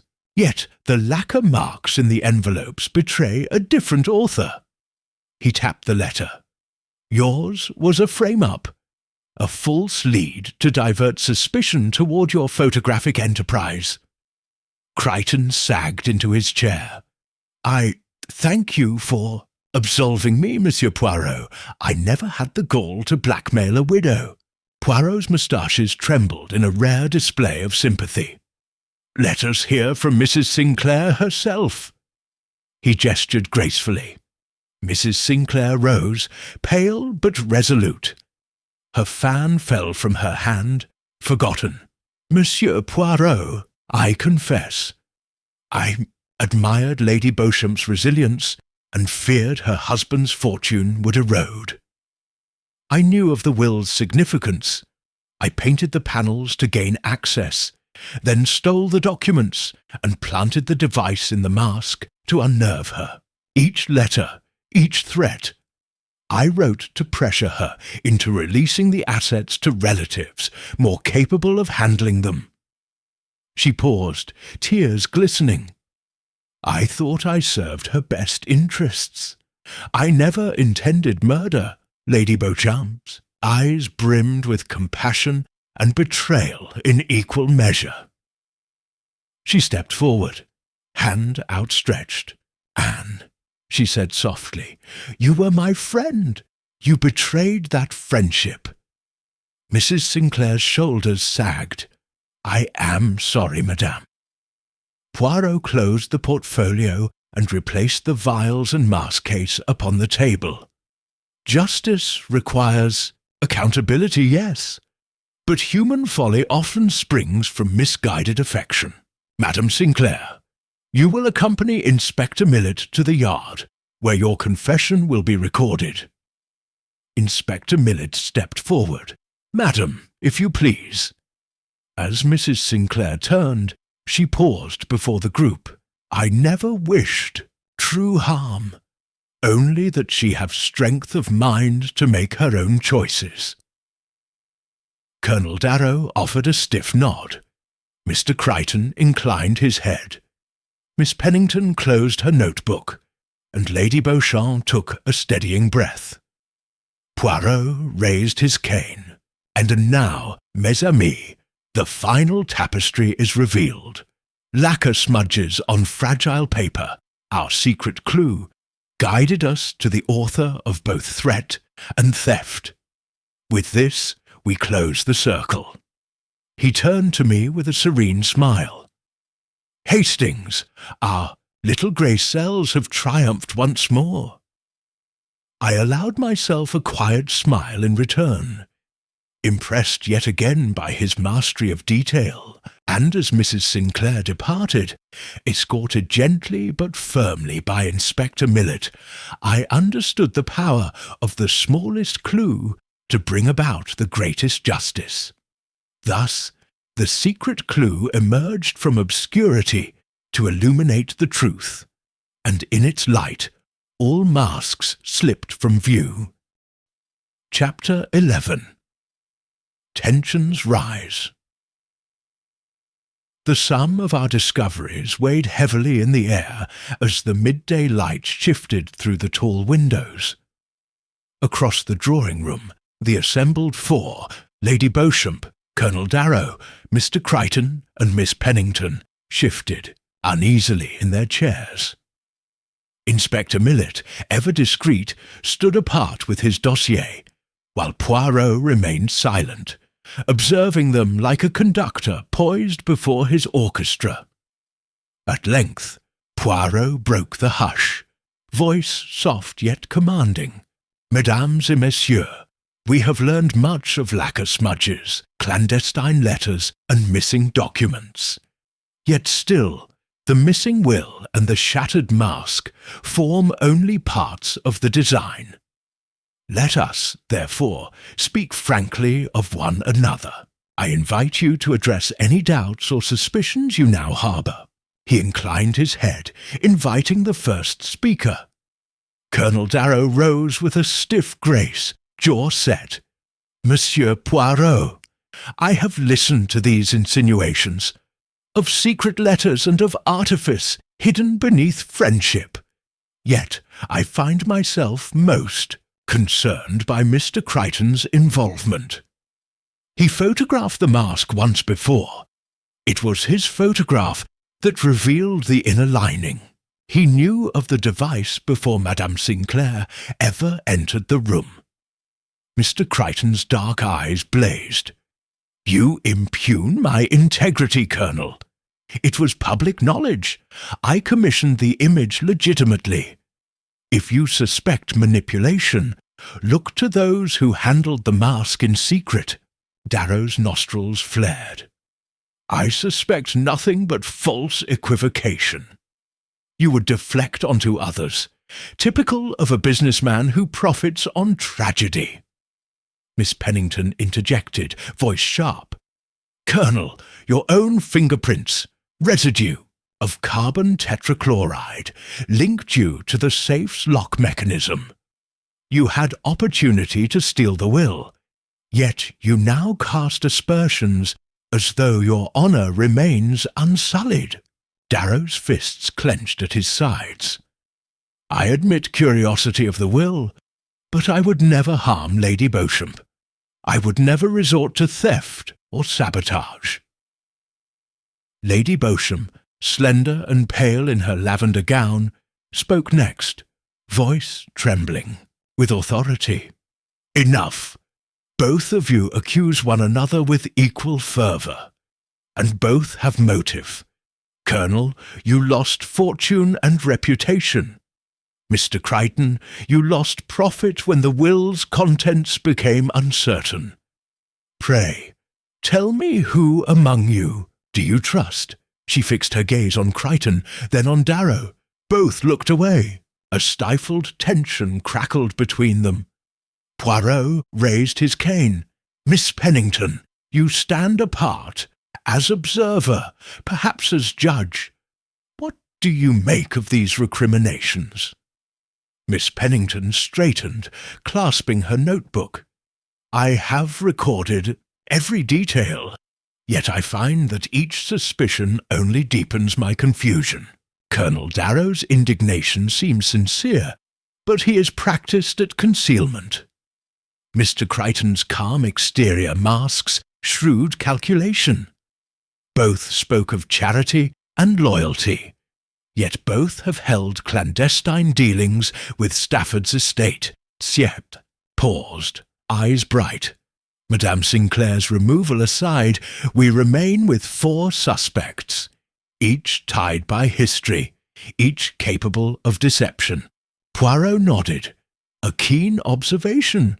Now, Lady Beauchamp, your trust was betrayed by one of these 4, whose loyalty you cherished. How do you feel at this moment?" Lady Beauchamp's hands trembled as she clasped the arms of her chair. "Betrayed, Monsieur Poirot. I invited you all here as friends, people I admired or respected. Now I wonder if any of you see me only as a means to an end." Her words hung between them like a challenge. At that, Colonel Darrow slammed a hand on his knee. "If you doubt my honour, madam, I can only offer evidence of my service record, letters of commendation, testimonials. I took no pleasure in this charade. I sought only the truth of Stafford's disappearance." "Your evidence cannot prove absence of intent," Crichton countered, voice steely. "The fact remains that someone planted that lacquer, assembled those letters, and engineered both mask and safe. One of us did so deliberately." Miss Pennington glanced between them. "Yet while you two bicker, the true culprit might be glad of the distraction." She turned to Lady Beauchamp. "Madame, may I suggest we consider motive beyond finance? Emotional stakes run deep here. Secret affections, long-suppressed resentments, unacknowledged debts of the heart." The room fell silent once more. Poirot stepped forward, cane tapping gently. "Miss Pennington's suggestion is astute. Let us examine personal ties, not only past dealings. Colonel Darrow, your service with Stafford created a bond broken by betrayal. Mr. Crichton, your admiration turned to commercial gain.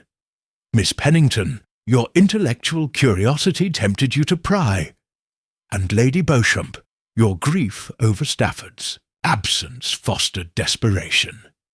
He looked each in turn. Such personal stakes can spur drastic action. Yet only one among you had the resolve to orchestrate both the mask's sabotage and the will's disappearance. Lady Beauchamp shivered. Who, Monsieur Poirot? Who is capable of such duplicity? Before he could answer, a sharp knock sounded at the door. Inspector Millet entered, carrying a sealed envelope marked in Lady Beauchamp's handwriting. She took it with a quivering hand and broke the seal. "My solicitor, Mr. Fletcher," she said, voice catching. "He writes that the original will here has been found on his Paris desk. It appears an earlier draft was never returned, and the version taken from my safe was a forgery." Gasps echoed. Crichton blinked. Darrow's shoulders sagged. Pennington's pen stopped mid-air. Poirot smiled thinly. A twist most unexpected. The forged will bore no signature, rendering it worthless. Thus, the thief sought deception more than financial gain, distraction rather than inheritance. He leaned on his cane. With evidence of forgery, the culprit's aims grow murkier. Misdirection enabled mask sabotage, but the true prize was confusion itself. Lady Beauchamp's eyes brimmed. Why? To what end? Poirot's moustaches twitched. A labyrinth of motives, mes amis. But now, with the forged will exposed and your mutual suspicions rising like tempests, we approach the point of reckoning. Soon, fear and confusion will provoke a slip, a confession perhaps, or a clandestine gesture. He eyed each in turn. Until then, tensions shall rise and alliances shift. Observe one another closely, for in this gathering, motive, opportunity, and tension converge, and the guilty heart cannot endure the pressure. As the suspects stood, their faces drawn and uncertain, I sensed that the pressure had reached a fever pitch. Colonel Darrow's glare at Crichton spoke of wounded pride. Crichton's clenched jaw betrayed simmering rage. Miss Pennington's restless fingers begged for action. Lady Beauchamp's vulnerability made her both victim and judge. Poirot turned to me with a silent question. Now? I answered with a nearly imperceptible nod. The final act, the confrontation, would come soon. And so, as they dispersed to the corners of the room, I realized that only one moment of unguarded weakness would break the dam of secrecy. In the gathering storm of suspicions, one would falter, and the truth, long concealed beneath masks of civility, would at last pour forth. Chapter 12. The Confrontation. The late afternoon light filtered through the lace curtains, casting a lattice of shadows across the drawing-room's polished floor. The four remaining figures, Lady Beauchamp, Colonel Darrow, Mr. Crichton, and Miss Pennington, sat in uneasy silence, each haunted by the morning's revelations. Inspector Millet stood by the door, dossier in hand, while Poirot lingered near, the mantle, moustaches quivering with poised intensity. Poirot cleared his throat. "Mesdames et messieurs, before we proceed further, there is one final matter requiring your attention." He held aloft a small glass phial wrapped in a scrap of paper. This file contains the residue scraped from the interior of the safe's lock mechanism. Our analysis reveals not only traces of carbon tetrachloride, but also minute particles of a rare sandalwood oil, found in only one perfume I know. He advanced toward Colonel Darrow. Colonel, would you care to identify this scent? Darrow's face blanched. He inhaled sharply, eyes unfocused. I do not. Poirot's gaze was gentle but piercing. Allow me. Standing close, he unwrapped the file and took a discreet sniff, nodding. Ah, yes, Bois de Jaipur, imported by Persica Imports, and exclusively retailed to officers returning from India. A personal gift you mentioned receiving last month. Darrow's jaw clenched. He sat rigid, knuckles whitening on the arms of his chair. Yes, he admitted, voice low, I have worn it tonight. Indeed, Poirot continued, yet the oil's molecules adhere to fabric and wood for days. We found them on the safe's escutcheon, indicating the operator wore this perfume when manipulating the lock. Tense silence followed. Crichton and Pennington exchanged glances. Lady Beauchamp's hands fluttered. Poirot turned to the group. Thus, the same hand that applied sandalwood oil to their person also applied solvent to the lock. Colonel Darrow, your motive was clear, anger over Stafford's betrayal. But your actions went beyond curiosity. You planned a staged scare through the mask, and intended to secure both will and letters. Darrow rose, voice trembling. Monsieur Poirot, you are mistaken. I reek of that scent because Lady Beauchamp gave it to me as thanks for our charity work in Bombay. It does not implicate me. Poirot folded his arms. A gracious gift, yes, but you told me earlier you rarely used cologne indoors, claiming the perfume could overpower the senses. Yet here we find it in the safe's lock. No coincidence. Darrow's gaze flickered to Poirot's cane. You have no proof but circumstantial whispers. Circumstantial? Poirot shook his head. We also noted the impression of a fine watch chain against the lock's rim, matching the slim casing of your lieutenant's pocket watch, Colonel. You wore that watch when you joined the banquet, did you not? Darrow's face reddened. It is my customary timepiece. And custom, Poirot said softly, is often a cloak for habit. On the night in question, I observed you glancing at your watch repeatedly before retiring for the evening, timing your return to the drawing-room precisely when the household was quiet. Darrow swallowed. I admired the quiet, yes, but I did not scheme against Lady Beauchamp. Then explain this, Poirot said, producing a fresh sheet of Stafford's safe deposit paper. Discovered tucked inside the piano bench by Inspector Millet.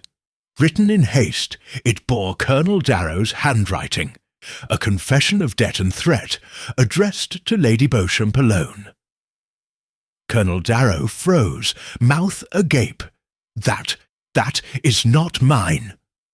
Yet the script matches your letters to Stafford, and the phrasing mirrors your demand for repayment. You owe me more than gratitude. Tomorrow you deliver what is promised, or I shall claim it otherwise. Poirot's eyes glinted. You drafted this in haste, then hid it here. An attempt to conceal your intentions, no doubt. The Colonel's composure cracked. He staggered, forward, eyes wild. Yes, I wrote it. I thought if she saw my hand in Stafford's affairs, she would be compelled to pay what he owed me, so I could restore my honour. I did not wish to harm her, only to remind her of debts unsettled. Lady Beauchamp rose, face pale. You threatened me?" Darrow sank back into his chair, face drawn. I panicked. I feared ruin. I saw her distress and believed I could press her to act, to release funds from Stafford's estate. The mask device. I intended only to startle her, to demonstrate the power of fear. His voice broke. I never meant violence. Poirot nodded gravely. "A confession born of desperation, Colonel. You admit the letters, the perfume, the lock-picking, yet deny intent to injure. Nevertheless, your actions escalated beyond counsel." Inspector Millet stepped forward, placing a firm hand on Darrow's shoulder. "Colonel Reginald Darrow, I must ask you to accompany me to Scotland Yard. You are under arrest for attempted intimidation and unlawful entry." Darrow bowed his head. "I acquiesce." He stood removing his gloves with trembling fingers. The Colonel was escorted away. The room's atmosphere changed. Mr. Crichton exhaled, tension draining from his shoulders. Miss Pennington's pen fell silent. Lady Beauchamp's hands fluttered to her chest. Poirot turned to the three remaining. "Mesdames et messieurs, let this be a lesson. Fear can be wielded as weapon, and desperation can warp the noblest intentions. We have seen how a man in honour's grasp can resort to coercion when blinded by pride and worry." He tipped his head to Crichton. "Sir, you may now rest assured that your reputation is intact." Then to Pennington. "And you, Miss Pennington, may record this as a cautionary tale in human behaviour." Finally, to Lady Beauchamp. "Madame, your fortitude has been sorely tested, yet you have endured, and in the honest light of truth, you may rebuild what was once fractured." Lady Beauchamp nodded, voice steady. "Thank you, Monsieur Poirot." Poirot tapped his cane once. With this final revelation, our investigation draws near its end. Tomorrow we shall assemble once more, this time to render justice complete and to restore harmony to these rooms. As he spoke, I felt the weight of the room lift. The confrontation had shattered the Colonel's defences, revealing the hidden motive and closing the circle of deception. And yet, in the gathering dusk, I sensed that the final arrangements, the grand reveal, still awaited. Thus ended Chapter 12, the moment where pressure, precision, and Poirot's uncanny insight coalesced to unmask a culprit's heart. Chapter 13. A desperate attempt to escape night had fallen by the time Colonel Darrow was escorted from the drawing-room. His resignation weighed heavily upon him. Head bowed, shoulders stooped, while Inspector Millet kept a firm grip on his arm. Yet, even under such watchful eyes, desperation's ember can spark into a blaze of recklessness. It was that spark which ignited the desperate attempt that very evening. Moments after the Colonel passed through the grand entrance, Hastings and I lingered in the foyer, discussing the logistics of transferring Darrow to Scotland Yard. Poirot stepped forward, cane tapping thoughtfully on the marble floor. "Mon ami," he murmured. Though the Colonel admitted his misdeeds, I sense his conscience still battles with self-preservation. We must not underestimate a man cornered. Before I could reply, a sudden commotion erupted at the foot of the main staircase. A flurry of footsteps, a startled cry from a startled footman, and the sound of a heavy hand crashing into wood. Hastings and I exchanged alarmed glances and bounded across the foyer. There, half concealed by the shadows of a tapestry, stood Colonel Darrow. His uniform was dishevelled, his greatcoat unbuttoned. His eyes were wild with panic as he wrestled free from Inspector Millet's grasp. "Stop him!" Millet ordered. But the colonel, fueled by desperation, twisted away and darted toward the courtyard doors. Poirot emerged from the crowd of servants, cane in hand. "Ah, Colonel," he said with his most benign tone, "you must forgive me, but I cannot allow you to depart so precipitously." Darrow, breathing heavily, spun in the doorway. "I will not be paraded to London as a criminal. I will clear my name." He seized a nearby service tray, flung it aside, and charged into the courtyard's moonlit embrace. Hastings lunged after him, but Poirot held a steadying hand on my shoulder. "Non, Hastings, observe." From our vantage point inside, we saw Darrow sprint across the cobblestones toward the estate stables. A black mare pawed at her stall door. Beyond, 2 shining motor cars lay parked under the portico. The colonel ignored the mare and dashed to the nearest car, its keys dangling. From the ignition, with a yank, he fired the engine. The headlights roared to life, illuminating the courtyard in stark relief. A scream rose from the servants behind us, and the stallion neighed in alarm. Inspector Millet drew his service revolver. "Darrow, halt! You have nowhere to hide." The engine revved. Dust churned. Colonel Darrow's pale face pressed against the steering wheel. He shoved the car into gear and lurched forward. At that moment, Poirot lifted his cane and pressed a hidden button. From the eaves of the portico, a lantern's flood of light swept across the courtyard, catching the colonel by surprise. Hastings seized the moment, leaping onto the car's running board. The vehicle jolted forward, but horseless carriage and hero combined. Hastings yanked open the door and flung Darrow's elbow, sending the steering wheel askew. The car careened into the side of the portico, crumpling dent over dent. Sparks flew as metal met stone. Darrow, dislodged by the impact, stumbled free into the mud-splattered courtyard. Millet moved in swiftly, pistol lowered but ready, and Jane secured Darrow in handcuffs.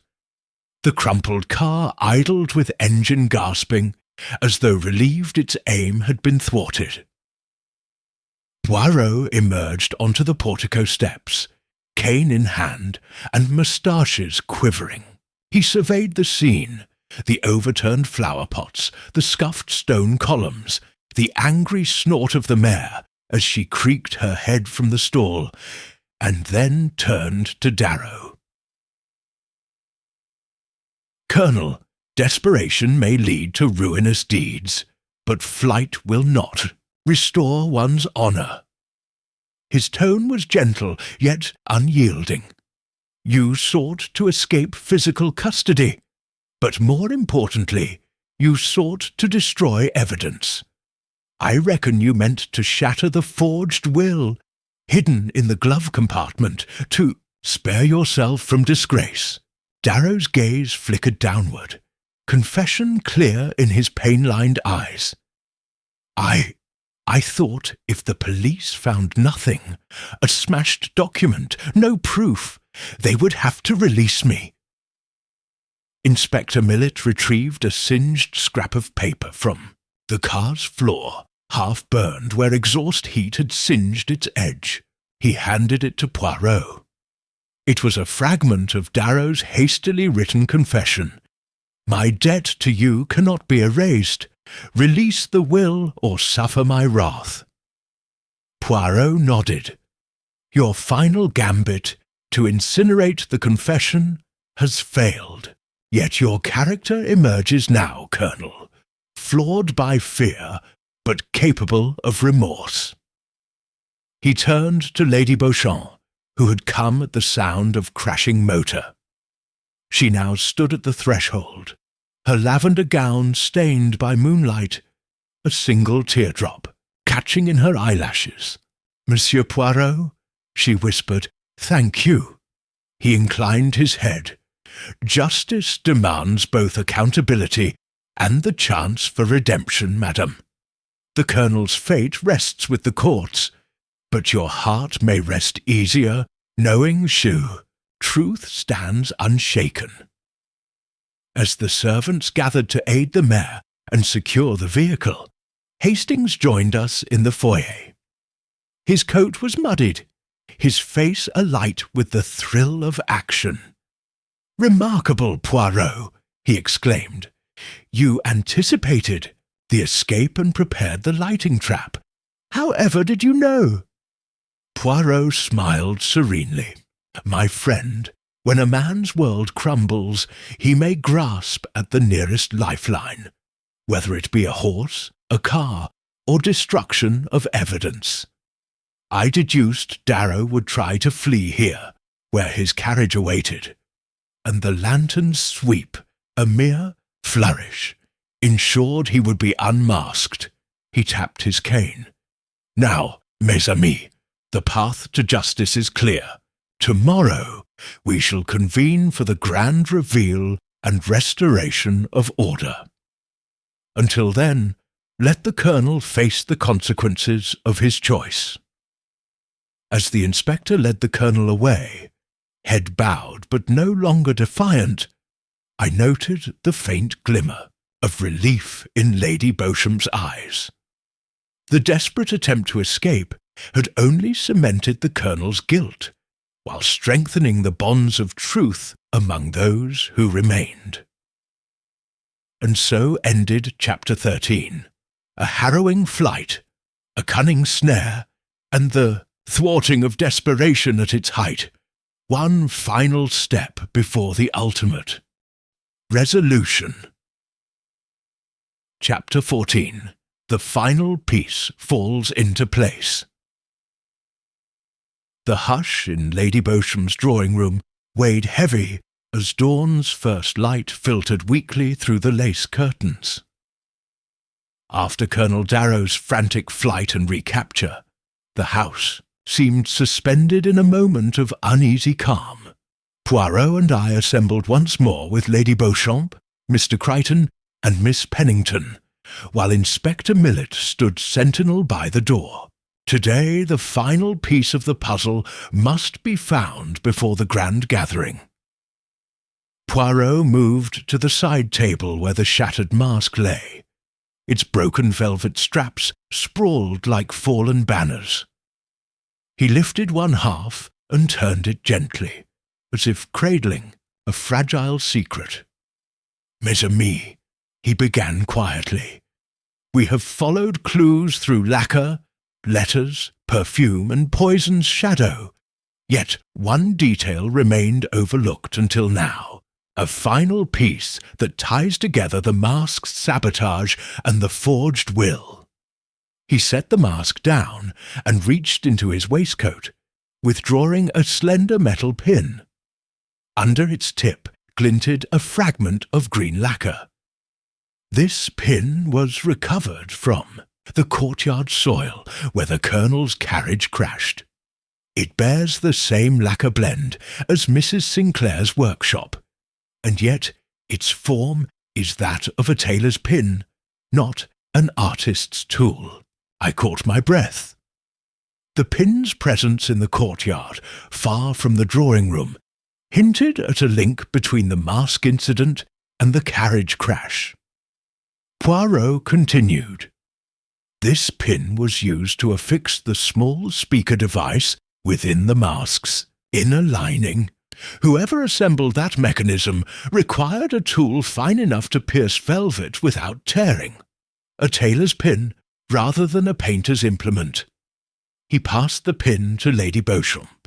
"Madame, you once remarked upon your seamstress's habit of carrying such pins in her apron pocket." Did you notice anything amiss during the gala's costume fittings?" Lady Beauchamp's eyes widened. My seamstress, Miss Summers, was here to alter my gown sleeves at the last moment. She worked until the music began. Afterwards, I saw her leave by the service corridor. She looked to Poirot, but I dismissed it as routine. Poirot nodded. Routine indeed, yet it provided perfect cover. Miss Summers had access to the mask, arranged outside the ballroom's entrance, then slipped away to embed the device. She also could have held the Colonel's carriage keys while he engineered the escape plan. I frowned. But Miss Summers was not among our suspects. Why would she conspire with Colonel Darrow? Poirot's eyes gleamed. Ah, trouble in paradise, mon ami. We overlooked the seamstress's testimony when first questioning the staff. I asked Lawrence and Carrington about her presence. They assured me she was only here for alterations. Yet I did not verify her identity or allegiances. He turned to Inspector Millet. "Inspector, summon Mr. Lawrence and the steward. Let us confirm Miss Summers's schedule and her connection to Colonel Darrow." Moments later, Lawrence and Carrington entered, looking anxious. Poirot displayed the pin. "Do either of you recognize this?" Lawrence bowed his head. "Yes, monsieur. My wife, the seamstress, carries such tailor's pins. I did not think to mention her presence, as she is part of the household team." "Your wife assisted Lady Beauchamp's fittings that evening?" Poirot asked. Carrington interjected, "Only until just before dinner service. Then she departed via the service corridor." Poirot nodded. "Thank you. Now, Lawrence, did your wife ever speak of Colonel Darrow?" The butler hesitated. They crossed paths. He admired her skill with the hem she shortened for him. She showed him how to thread a needle, they joked. "Nothing improper, monsieur." "And Miss Pennington," Poirot said, turning to our journalist, "you spoke of familial ties to India. Did you notice the seamstress's accent? She is from Bombay.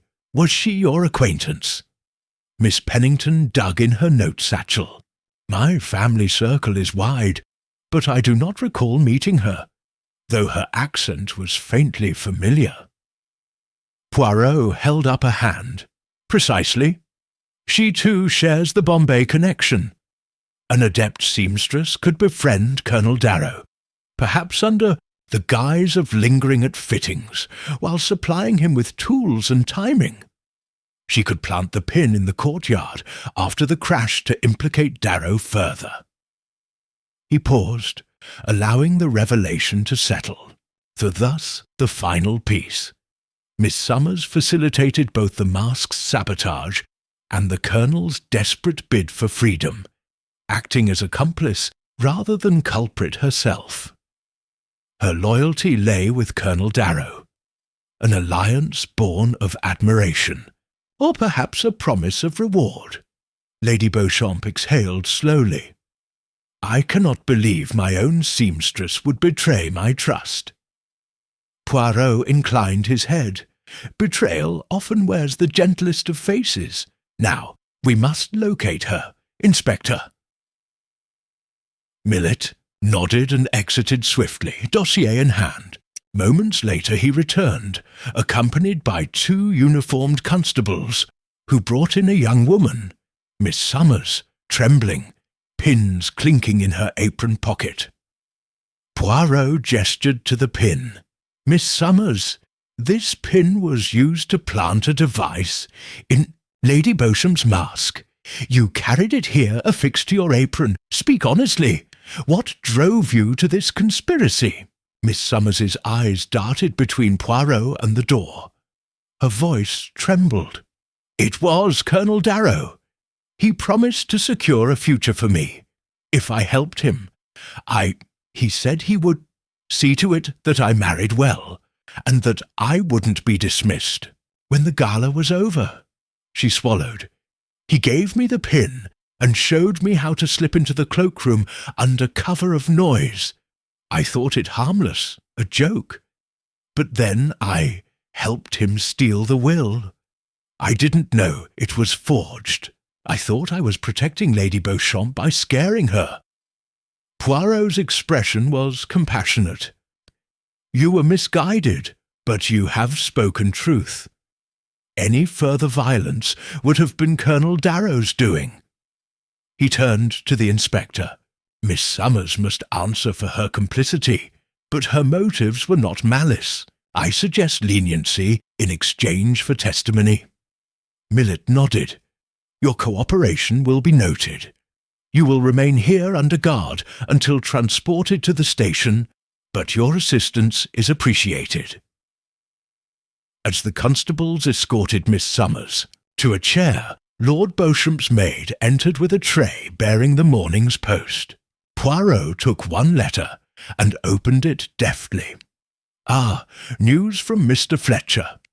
The genuine will, found intact, has been codiciled to name Lady Beauchamp executor. His witness statements confirm Miss Summers's presence was unremarkable until her involvement emerged. Lady Beauchamp pressed the letter to her heart. Thank you, Monsieur Poirot. To think the final puzzle piece lay in a humble pin. Poirot tapped his cane lightly. Indeed, madam, in detective work, the smallest of objects can unlock the grandest of mysteries. Now, all that remains is the final gathering, wherein justice is served and harmony restored. I glanced at my notes. Lacquer smudges, silicone, handwritten letters, perfume, forged wills, a daring escape, and now a tailor's pin. Each clue had built upon the last, leading inexorably to this moment of revelation. Poirot turned to us all. Mesdames et messieurs, we shall convene tomorrow morning for the final assembly. Bring no weapons, only the resolve to witness truth and to heal the wounds of deception. As the guests dispersed, I felt the tension thawing. The final piece had fallen into place, and soon the grand reveal would restore peace to Greystone Manor. Chapter 15. The Final Gathering by the Pale Morning. Light filtering through the tall sash windows, the drawing-room at Greystone Manor took on an almost ecclesiastical hush. The once ornate hearth lay cold and unused. The thick carpets muffled all footsteps. In straight-backed chairs, arranged in a broad semicircle, sat Lady Beauchamp, Mr. Crichton, Miss Pennington, Colonel Darrow, escorted by Inspector Millet, Sinclair under gentle guard, and Miss Summers, watchful, her seamstress's apron folded neatly on her lap. At the room's centre stood Hercule Poirot, his little grey cells nearly trembling with anticipation. Behind the last row, Captain Hastings and a handful of senior staff formed a respectful backdrop. All waited as Poirot raised his cane and let his calm voice fill the silence. Mesdames et messieurs, he began, we are here assembled for the final gathering, so that each of you may hear the full reconstruction of events. Only by facing one another can we truly lay bare the chain of causation that began with the fractured mask and culminated in attempted escape, theft, and deception. I ask you to bear witness, not only for justice's sake, but so that the bonds of trust may some day be restored. He paused, letting his gaze sweep over every face. I shall recite the sequence of events, highlighting the clues that each of you furnished, be they unwitting or deliberate. I ask you to listen carefully, for the truth, once spoken in full, cannot be denied. He gave a slight bow, Then began, first, the mask. On the evening of Lady Beauchamp's gala, a small speaker device was clandestinely inserted into the velvet lining. The tiny tailor's pin, later recovered from the courtyard, delivered the final puncture needed to set the mechanism in place. The device was intended to produce a startling pop, an act chosen both for its spectacle and as a demonstration of power over the hostess. This action required 3 elements: opportunity to handle the mask, knowledge of its placement, and access to a fine instrument. All were provided by Miss Summers, Lady Beauchamp's seamstress, who lingered after fittings to hide the pin within the mask's interior. Her loyalty to Colonel Darrow, born of admiration and promise of reward, drew her into complicity. Miss Summers's gaze dropped to her folded apron. She made no attempt to speak. With the mask primed, Poirot continued, attention shifted to the safe. Under cover of darkness, a solvent, traced to carbon, tetrachloride and tinged faintly with sandalwood oil, was used to manipulate the lock. The Colonel's Bois de Jaipur fragrance, applied earlier that day, adhered to his gloves and the safe's escutcheon. His practised hand, aided by his lieutenant's pocket-watch chain leaving impressions on the bolts, opened the safe without forcing it. From within, 3 items were taken: the genuine Stafford will, 2 sealed letters of private sentiment, and several unsigned threats. These letters, coated with lacquer residue unique to Mrs. Sinclair's artistic formula, revealed the next phase of coercion. Anonymous missives demanding that Lady Beauchamp cede control of her late husband's estate, or suffer scandal. Mrs. Sinclair's lips quivered. Yet the will removed was not the authentic document, Poirot went on. Instead, a forgery was placed in its stead, crafted to appear genuine, but lacking signature. The real will was later confirmed by Mr. Fletcher's office in Paris, proving the thief's desire not for inheritance, but for confusion and panic. A faint murmur ran around the room as Crichton and Pennington exchanged glances. The forged will deflected suspicion onto Mr. Crichton, whose photographic license of the mask's image provided a convenient frame for blame. Mercurochrome residue on an unmarked glove, also tied to his photographic studio, served as red herring. But when it became clear the will was counterfeit, all eyes returned to those with proximity and opportunity. Poirot paused to let his words sink in. In the hours that followed, the Colonel's desperation mounted.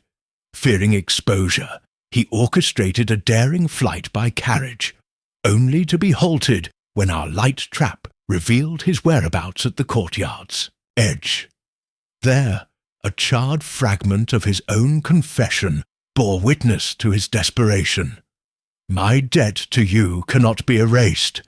Release the will or suffer my wrath." Colonel Darrow's shoulders slumped. His eyes remained fixed on the carpet. "Finally," Poirot said, voice softening. "The pin discovered amid overturned flower pots completed the chain. That tail of green lacquer, applied originally in Mrs. Sinclair's workshop, led us to the seamstress, and thence back to the Colonel himself. The small act of betrayal by Miss Summers, born of misguided loyalty, set in motion a cascade of misdeeds: sabotage, theft, forgery, and attempted escape. He turned to each in turn. "Miss Summers, your role was pivotal, and I thank you for your subsequent confession. Your cooperation, though late, aided justice. Mrs. Sinclair, Though your lacquer marked those letters, you served with charity and thought to protect your friend, yet your actions prolonged the deception. Miss Pennington, your keen observation caught many details. Your willingness to participate today shows true dedication to truth. Mr. Crichton, your integrity in publishing the photograph was never in doubt, and your patience under suspicion has been admirable. Colonel Darrow, your remorse is evident in your silence. Poirot raised his cane, and you, Lady Beauchamp, bore the brunt of this drama with grace and strength. Your candour in inviting us all here has ensured that every secret, no matter how small, has been laid bare. He gave her a respectful bow. Lady Beauchamp's eyes shone with tears and gratitude. Monsieur Poirot, your thoroughness has spared me from ruin. I am forever in your debt. Poirot smiled gently. Debt, madame, is best repaid by living with honour restored. As for each of you, may this final gathering mark the end of deception and the beginning of reconciliation. He turned to Inspector Millet. Inspector, you may take command once more. The legal process now awaits. Millet inclined his head. Thank you, Monsieur Poirot. I will ensure that the Colonel, Miss Sinclair, and Miss Summers are processed appropriately. The rest shall have their names cleared. As the inspector moved forward, Hastings whispered to me, "It is magnificent how he wove every thread together." I nodded, and now the final reveal awaits. Poirot's moustaches twitched. Indeed, Hastings, tomorrow we shall unveil the culprit to the assembled household, and thereafter restore peace to Greystone Manor. With that, the final gathering concluded. As the guests dispersed, some to their rooms, some to the awaiting vehicles outside, I sensed that the full weight of Poirot's reconstruction would only truly settle when each heart laid bare found the courage to move beyond shadows toward renewal. And so, with the last piece in place, the stage was set for the grand reveal and the closing of this intricate affair. Chapter 16. The Reveal. The grand salon was filled once more, this time with all the household and guests who had witnessed these strange events. A silent audience arranged about the high-ceilinged room. Servants stood at respectful attention along the walls. Lady Beauchamp, poised yet visibly anxious, occupied her usual place. Beside her sat Mr. Crichton and Miss Pennington, their expressions a mixture of relief and curiosity. In the centre of the gathered company, Inspector Millet patiently supervised the presence of Colonel Darrow, Mrs. Sinclair, and Miss Summers, each aware that the final disclosure was at hand. Poirot stepped forward, his little grey cells having reached their crescendo. He held an envelope in one hand, the final piece of evidence.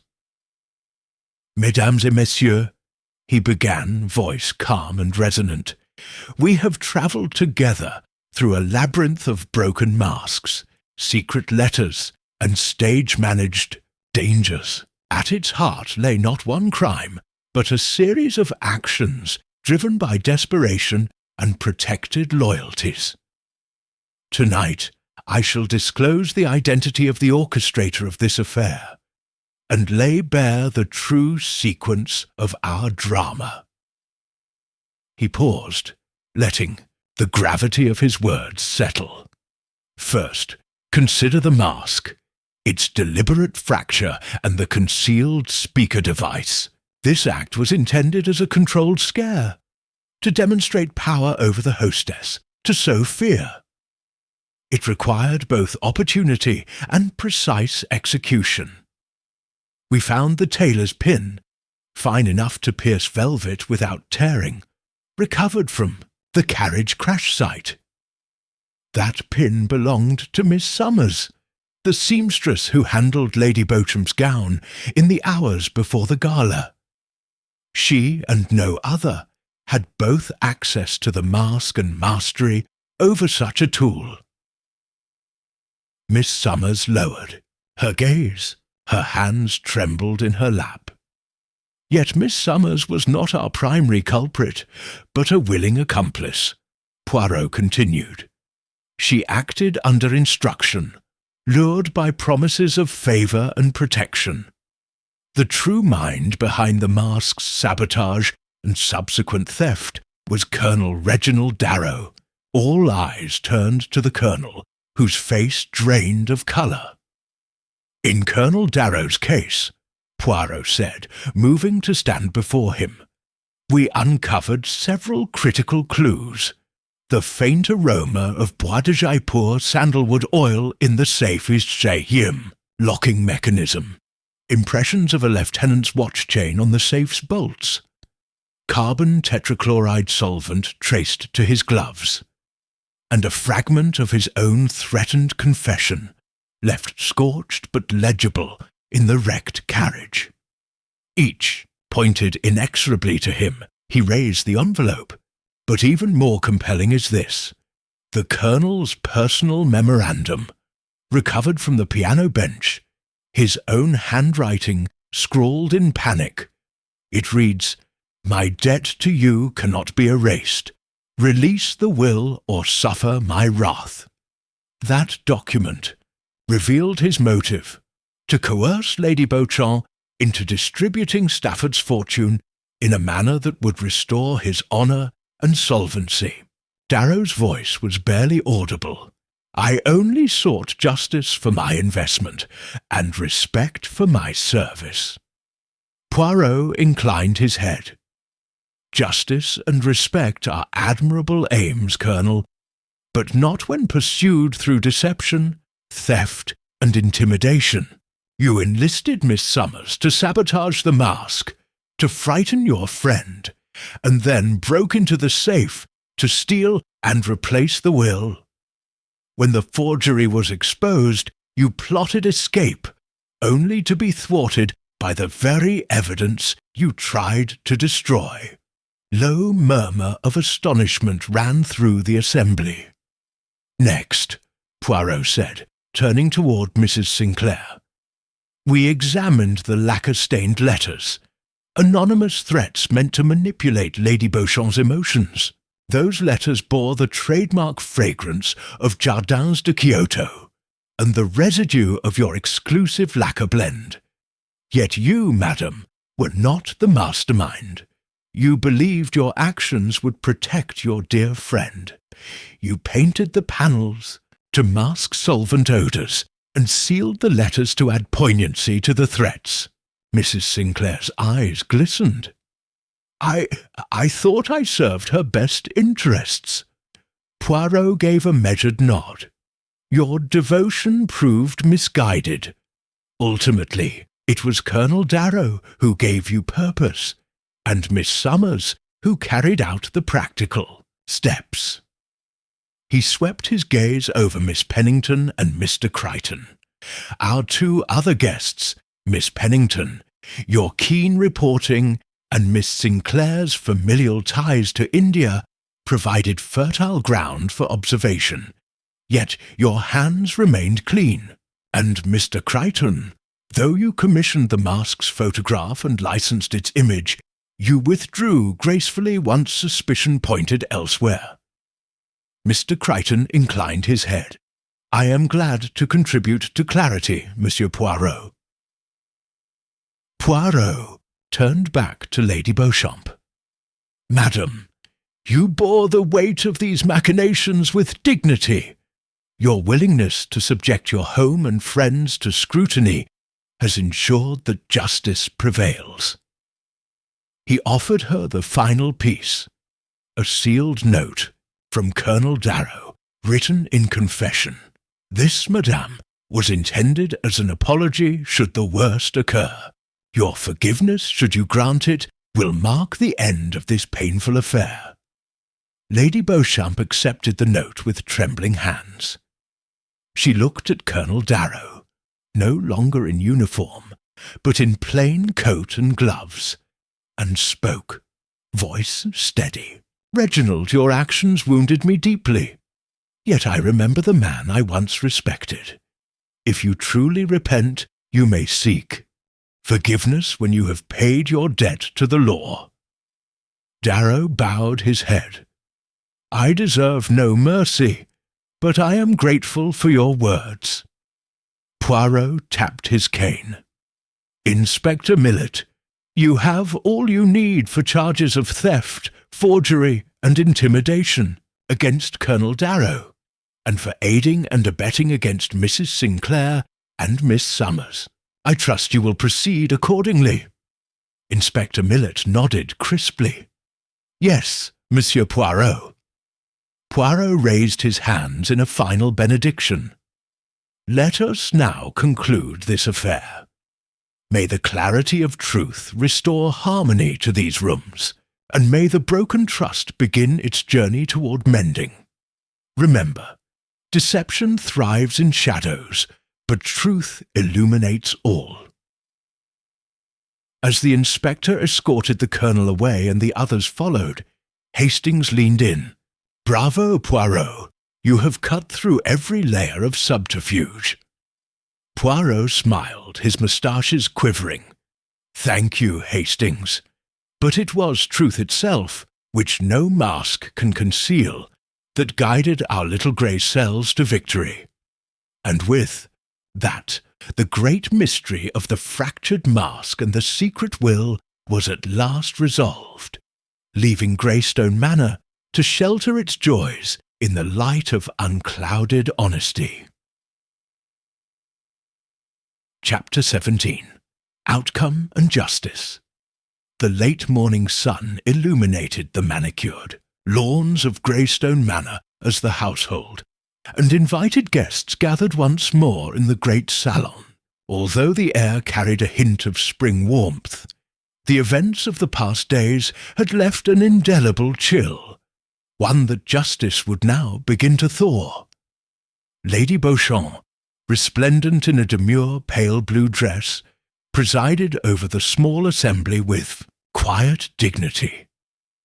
At her side stood Captain Hastings, offering moral support, and behind them a contingent of Scotland Yard officers awaited final instructions.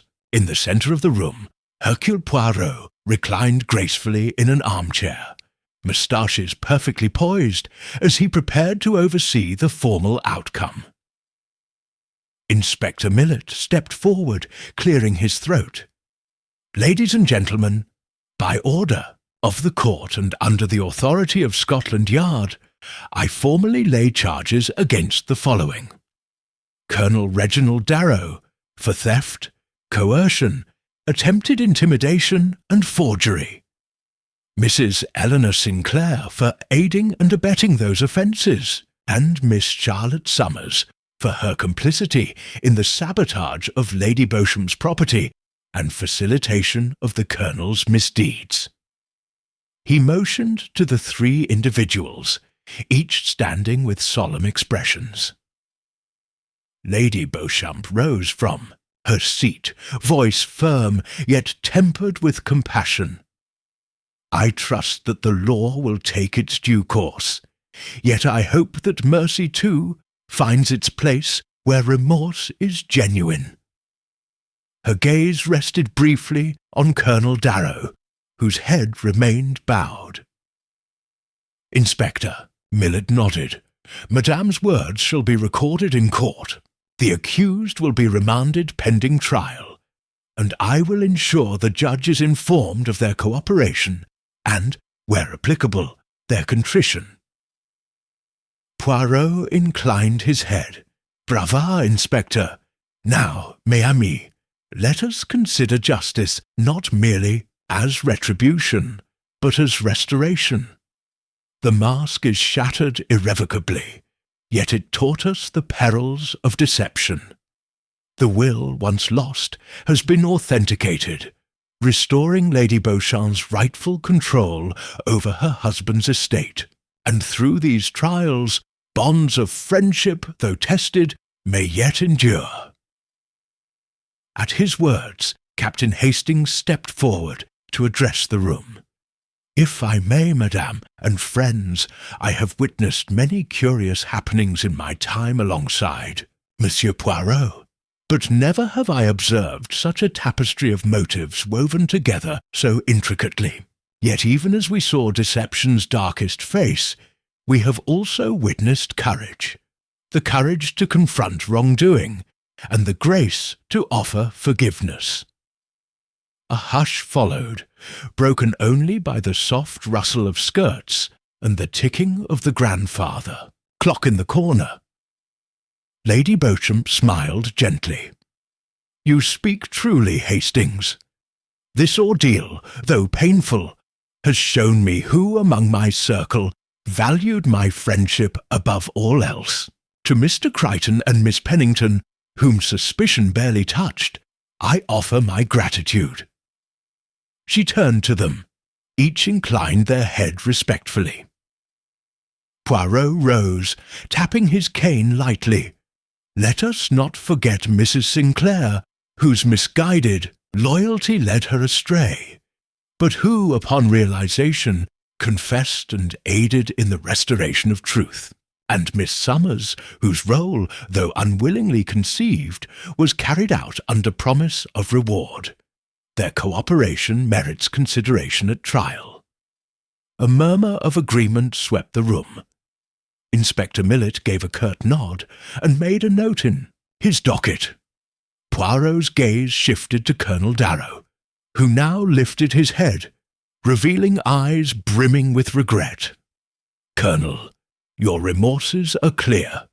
In court, your honourable service record and genuine repentance may mitigate sentencing. Redemption lies not in the absence of mistakes, but in the willingness to atone." Darrow inhaled deeply. "Thank you, Monsieur Poirot. I shall bear the consequences I deserve, yet I cling to hope that one day I may regain the respect of those I wronged, especially Lady Beauchamp." Lady Beauchamp inclined her head graciously. "Your honesty today is the first step, Reginald. May it guide you toward restoration." Poirot waved his cane gently. "And now, mes amis, let us close this chapter with an affirmation of unity. Though trusts were broken, the bonds of fellowship remain worthy of repair. I propose a toast to truth, to justice, and to the resilience of the human heart." Captain Hastings produced a silver tray bearing flutes of champagne, and the assembled company raised their glasses. Lady Beauchamp led the toast, "To truth, which guides us from darkness." Glasses chimed softly, echoing through the room like the final note of a symphony. As the guests sipped, Hastings leaned toward Poirot. "Remarkable, mon ami. You have transformed turmoil into a testament of humanity." Poirot's eyes gleamed with satisfaction. "Precisely, Hastings. A mystery is but a mirror in which we glimpse human nature's light and shadow. When the truth shines through, even the deepest wounds may begin to heal." He turned to Lady Beauchamp, offering a gentle bow. "Madame, I am most honoured to have served. Your Grace under duress was the true north guiding our investigation." Lady Beauchamp smiled, placing a gloved hand over her heart.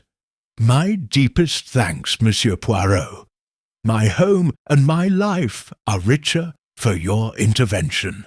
As the company dispersed, some to the terrace for fresh air, others to tend to their daily affairs, Greystone Manor felt transformed.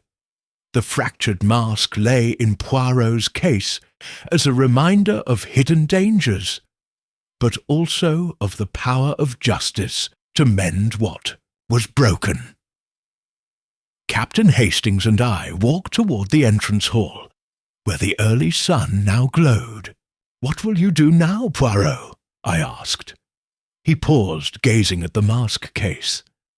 "I shall place the mask and its story into my collection, mon ami, lest the lessons it taught ever be forgotten. And then, perhaps, a quiet cup of tea before I next embark upon my little grey cell's adventures." I chuckled.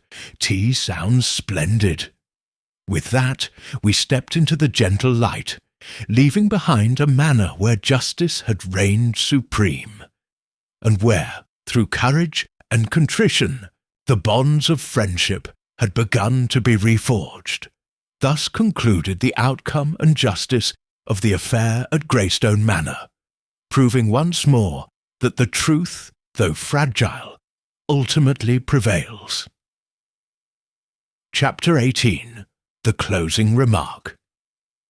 In the quiet aftermath of Justice's administration, Greystone Manor breathed a collective sigh. The galleries and corridors, once echoing with whispered schemes and muffled despair, now carried only the soft footfalls of those committed to restoration. Lady Beauchamp, having reclaimed her legacy and confronted betrayal with fortitude, ventured into the morning's bloom to greet her remaining guests. I accompanied her across dew-laced lawns, while the mask, now a silent testament to human frailty, rested folded in its velvet-lined case upon the drawing-room table. Madame Beauchamp paused beside a rose-bush, fingertips brushing the petals. "Monsieur Poirot," she said, voice touched by relief, "I feared this house would forever bear the stain of deceit. Yet, through every trial, you guided me to the truth." I offered a modest bow. "Madame, the truth resides not only in evidence, but in courage. The courage to question, to forgive, and to rebuild." I gestured toward the distant servants, already tending garden paths and repairing window shutters. "See how life returns to its natural rhythm once the shadow of suspicion is lifted." She smiled, eyes bright. "Yes, even Colonel Darrow, flawed though he was, sought redemption. His repentance reminds me that justice tempered by mercy strengthens the bonds of community." Ahead, Captain Hastings approached, balancing 2 teacups on a silver tray. "Tea, Monsieur Poirot?" he called. "Perfect," I replied. Over Earl Grey, we spoke with the gentle ease of companions, unburdened by secrets. Hastings recounted how the staff rallied to restore order. Gardens replanted, supper menus rewritten, and Lady Beauchamp's social calendar adjusted to accommodate her. Renewed peace. As the sun climbed, we returned indoors. In the drawing-room, I looked once more upon the fractured mask. Its velvet halves, stitched together now as a memento, reminded me that even the deepest ruptures can be mended, if only one knows where to begin. Lady Beauchamp joined us, carrying a small album. "I have asked my portraitist to capture the evening's events in sketches," she explained, "to commemorate both sorrow and triumph, so that future generations may learn from our folly and our perseverance." I nodded appreciatively. "A fitting memorial. For tomorrow, the mask will rest among trophies of truth, and the album among the lessons of the heart." She placed the album on a side table beside the mask case. Then, turning to Hastings, she said, "Captain, please see that the Colonel's affairs are settled with fairness, and that Mrs. Sinclair and Miss Summers receive lenient consideration for their cooperation." "Of course, madam," Hastings affirmed, already rising to his task. I observed this scene, Lady Beauchamp exercising, compassion, Hastings ensuring procedural fairness, and felt the intricate web of human connection restored. In every life touched by this affair, wounds had been opened, but also healing begun. At last, I rose, adjusting my cravat. Madame, if I may offer a final thought. A detective's work is to uncover lies, yet the greater art lies in nurturing truth. You invited me here not only to solve a mystery, but to reclaim the integrity of your household. Now, that integrity shines brighter than any scandal." She inclined her head, gratitude shining. "Thank you, Monsieur Poirot. For more than detection, you have given me renewed faith." I offered my arm. "And now, madam, let us walk together to the terrace, where the morning light shall witness the closing of this chapter."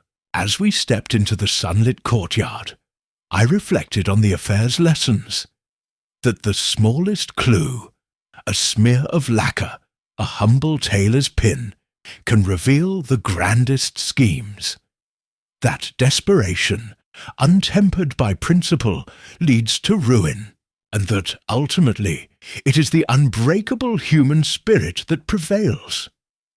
With that, we moved forward, leaving behind the fractured mask and its echoes of deceit, and embraced the promise of a new day, wherein truth and compassion walk hand in hand.